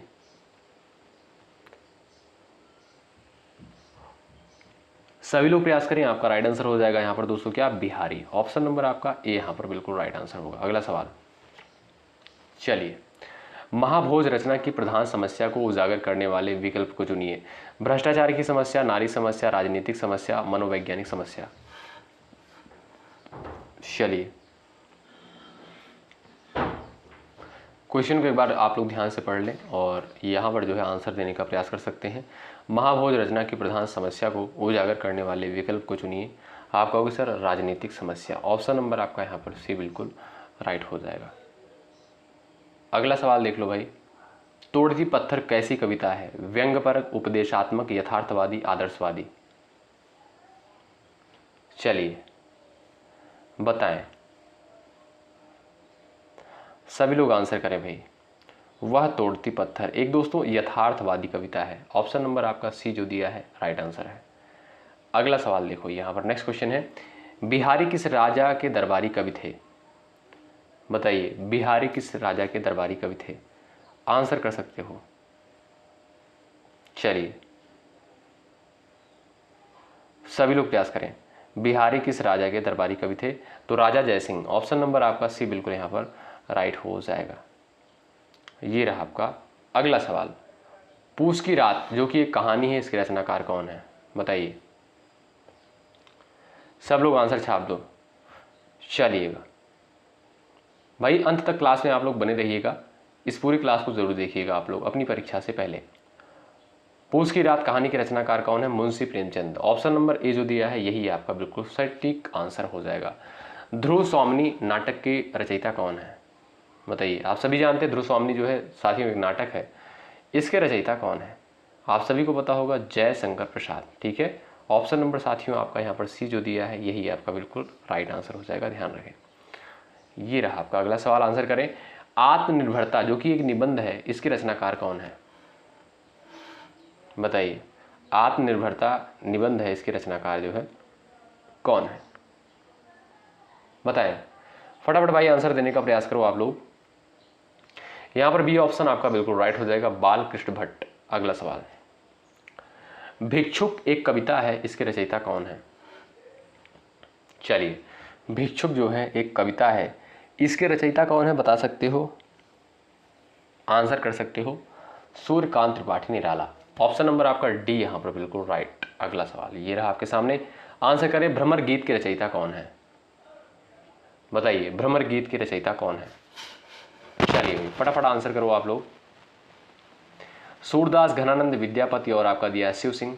आपका राइट आंसर इस सवाल के लिए क्या हो जाएगा दोस्तों? भ्रमर गीत के रचयिता कौन है? सूरदास। ए ऑप्शन जो है बिल्कुल करेक्ट आंसर हो जाएगा इस सवाल के लिए। अगला सवाल, वीरों का कैसा हो बसंत कविता के रचयिता कौन है? चलिए, वीरों का कैसा हो बसंत के रचयिता कौन है? यहां पर आप कहोगे सर आपका बी ऑप्शन करेक्ट हो जाएगा, सुभद्रा कुमारी चौहान। बी ऑप्शन आपका राइट। अगला सवाल देखें, साखी के रचयिता कौन है? रसखान, सूरदास, कबीरदास, रहीम। चलिए, यहां पर दोस्तों जो साखी लिखा है इसको सखी कर लीजिएगा, ठीक है, सॉरी सखी कर लीजिएगा इसको, जो आ की मात्रा लगी है। बताइए, सखी के रचयिता कौन है? कबीरदास। ऑप्शन नंबर आपका सी जो दिया है यही आपका राइट आंसर हो जाएगा, ठीक। अगला सवाल देखें, मसी कागज छुयो नहीं, कलम गही नहीं हाथ, प्रस्तुत पंक्ति के रचयिता कौन है? सभी को पता होगा, बहुत फेमस पंक्ति है, किसकी है? कबीरदास की। ऑप्शन नंबर बी करेक्ट है। अगला सवाल यहां पर है, बहुत महत्वपूर्ण है, यामा के रचयिता कौन है? आप सभी को पता होगा यामा के रचयिता कौन है, बता दीजिए सब लोग भाई। बिल्कुल सिंपल सा क्वेश्चन है, महादेवी वर्मा। कौन भाई? महादेवी वर्मा। आपका सी ऑप्शन जो है बिल्कुल राइट आंसर हो जाएगा, ध्यान रखें। अगला सवाल ये रहा, संसद से सड़क तक काव्य के रचनाकार कौन है? बताइए, संसद से सड़क तक काव्य के रचनाकार कौन है? प्रयास करें। जो भी साथी यहां पर जा रहे हैं ऑप्शन नंबर बी पर वो बिल्कुल राइट हो जाएंगे, सुदामा पांडे धूमिल। बी ऑप्शन आपका राइट। अगला सवाल, चीफ की दावत जो कि एक कहानी है, इसके रचनाकार कौन है? बताइए, चीफ की दावत जो कि एक कहानी है, इसके रचनाकार जो है कौन है? भीष्म साहनी। कौन है भाई? ऑप्शन नंबर सी करेक्ट हो जाएगा, भीष्म साहनी। अगला सवाल, सर्कस एक उपन्यास है, इसके रचनाकार कौन है? बताइए, सर्कस एक उपन्यास है, इसके रचनाकार कौन है? आंसर कर सकते हो? चलिए भाई, यशपाल, यमृतलाल नागर, Mannu Bhandari, Sanjeev. Option number D correct हो जाएगा, संजीव। सवाल नंबर नेक्स्ट, रंगभूमि एक उपन्यास है, इसके रचनाकार कौन है? सभी को पता होगा, आप सभी जानते हैं इस सवाल का करेक्ट आंसर क्या हो जाएगा। रंगभूमि के रचनाकार कौन है? आप सभी जानते हैं, Munshi Premchand. Option number C जो दिया है बिल्कुल राइट आंसर हो जाएगा। अगला सवाल ये रहा आपके सामने, आंसर करो। प्रेम पचीसी जो कि एक कहानी संग्रह है, के रचनाकार कौन है? बताइए, प्रेम पचीसी जो कि एक कहानी संग्रह है, इसके रचनाकार कौन है? चलो, आप कहोगे sir Munshi Premchand. Option number आपका ए जो दिया है बिल्कुल राइट आंसर हो जाएगा इस सवाल के लिए। अगला सवाल ये रहा, ज्ञानपीठ पुरस्कार किस क्षेत्र में श्रेष्ठ कार्य के लिए दिया जाता है? चलिए, ज्ञानपीठ पुरस्कार किस क्षेत्र में श्रेष्ठ कार्य के लिए दिया जाता है? आप सभी जानते होंगे, सिनेमा, विज्ञान, समाज सेवा और आपका दिया है साहित्य के क्षेत्र में। आप सभी को पता है राइट आंसर क्या हो जाएगा भाई? साहित्य के क्षेत्र में। ऑप्शन नंबर डी करेक्ट हो जाएगा, ज्ञानपीठ पुरस्कार दिया जाता है। सवाल नंबर नेक्स्ट, प्रेम सागर के लेखक कौन है? बताइए, प्रेम सागर के लेखक कौन है? आप सभी को पता होगा भाई, राइट आंसर क्या हो जाएगा इस सवाल के लिए बताओ? लल्लू लाल। ऑप्शन नंबर बी जो दिया है बिल्कुल करेक्ट आंसर। अगला सवाल ये रहा आपके सामने, आंसर करो। तुलसीदास जी ने अपनी रचनाओं में किसका वर्णन किया है? शिव, कृष्ण, राम और विष्णु। चलिए, सभी को पता होगा भाई तुलसीदास जी ने अपनी रचनाओं में जो है भगवान श्री राम का जो है वर्णन किया है। ऑप्शन नंबर आपका सी राइट होगा। अगला सवाल देखें। चलिए, त्यागपत्र जो कि एक उपन्यास है, ये किसकी रचना है? चलिए, त्यागपत्र जो कि एक उपन्यास है, किसकी रचना है बताओ? प्रेमचंद, जैनेन्द्र कुमार, अज्ञे और रेणु। आपका साथियों यहाँ पर राइट आंसर हो जाएगा जैनेन्द्र कुमार। ठीक है, त्यागपत्र जो कि एक उपन्यास, इसकी रचना जो है जैनेन्द्र कुमार ने की है। सवाल नंबर अगला, ज्ञानपीठ पुरस्कार पाने वाले हिंदी के प्रथम साहित्यकार कौन है? बताइए। ज्ञानपीठ पुरस्कार पाने वाले हिंदी के प्रथम साहित्यकार कौन है भाई? सुमित्रा नंदन पंत। ऑप्शन नंबर आपका दोस्तों यहाँ पर ए बिल्कुल राइट आंसर हो जाएगा। ठीक है भाई, यहाँ पर ए ऑप्शन बिल्कुल राइट हो जाएगा। 1968 में जो है इन्हें ज्ञानपीठ पुरस्कार मिला था। किस रचना के लिए? चिदम्बरा के लिए। ठीक है, अगला सवाल, विनय पत्रिका के रचयिता का क्या नाम बताइए? विनय पत्रिका के रचयिता का नाम क्या है? आप सभी जानते होंगे, तुलसीदास। ऑप्शन नंबर आपका सी जो दिया है बिल्कुल राइट। अगला सवाल ये रहा आपकी स्क्रीन पर, गोदान किसकी कृति है? आप सभी को पता होगा भाई, गोदान, गबन, रंगभूमि, ये सभी जो है प्रेमचंद की है। ऑप्शन नंबर बी राइट हो जाएगा। अगला सवाल, मृगनयनी उपन्यास के रचनाकार कौन है? बताइए, मृगनयनी उपन्यास के रचनाकार कौन है? सब लोग आंसर कर दो इस सवाल के लिए भाई। वृंदावन लाल वर्मा। आपका डी ऑप्शन जो दिया है बिल्कुल राइट आंसर हो जाएगा। डी ऑप्शन आपका बिल्कुल करेक्ट हो जाएगा। अगला सवाल, कितने पाकिस्तान नामक उपन्यास के लेखक कौन है? कितने पाकिस्तान नामक उपन्यास के लेखक कौन है? बताइए। विद्यापति, कमलेश्वर, सत्यप्रकाश मिश्र, खुशवंत सिंह। आपका राइट आंसर हो जाएगा यहाँ पर कमलेश्वर। ऑप्शन नंबर बी जो दिया है बिल्कुल राइट आंसर हो जाएगा इस सवाल के लिए। ठीक है, तो साथियों यहाँ पर 69 क्वेश्चंस को जो है कवर किया गया है। आप लोग बताएं ये सेशन आपको कैसा लगा और आपने कितने सवालों को बिल्कुल राइट किया है। ठीक है, एक बार सभी लोग सेशन को लाइक कर दें भाई, लाइक की संख्या बढ़ा दें, ज़्यादा से ज़्यादा लाइक कर दें और शेयर कर दें। और जो भी साथी चैनल पर नए हैं कृपया करके चैनल को भाई सब्सक्राइब जरूर कर लें। आपके लिए मेहनत किया जा रहा है, बेहतरीन कंटेंट दिया जा रहा है। आपका कर्तव्य बनता है भाई सेशन को ज़रूर से ज़रूर लाइक करें, शेयर करें और चैनल पर यदि आप नए हैं सब्सक्राइब जरूर करें। साथियों मिलते हैं आपसे नेक्स्ट क्लास में, तब तक के लिए बाय बाय, टेक केयर। मेहनत के साथ आप लोग तैयारी में लगे रहें। जय हिंद, जय भारत।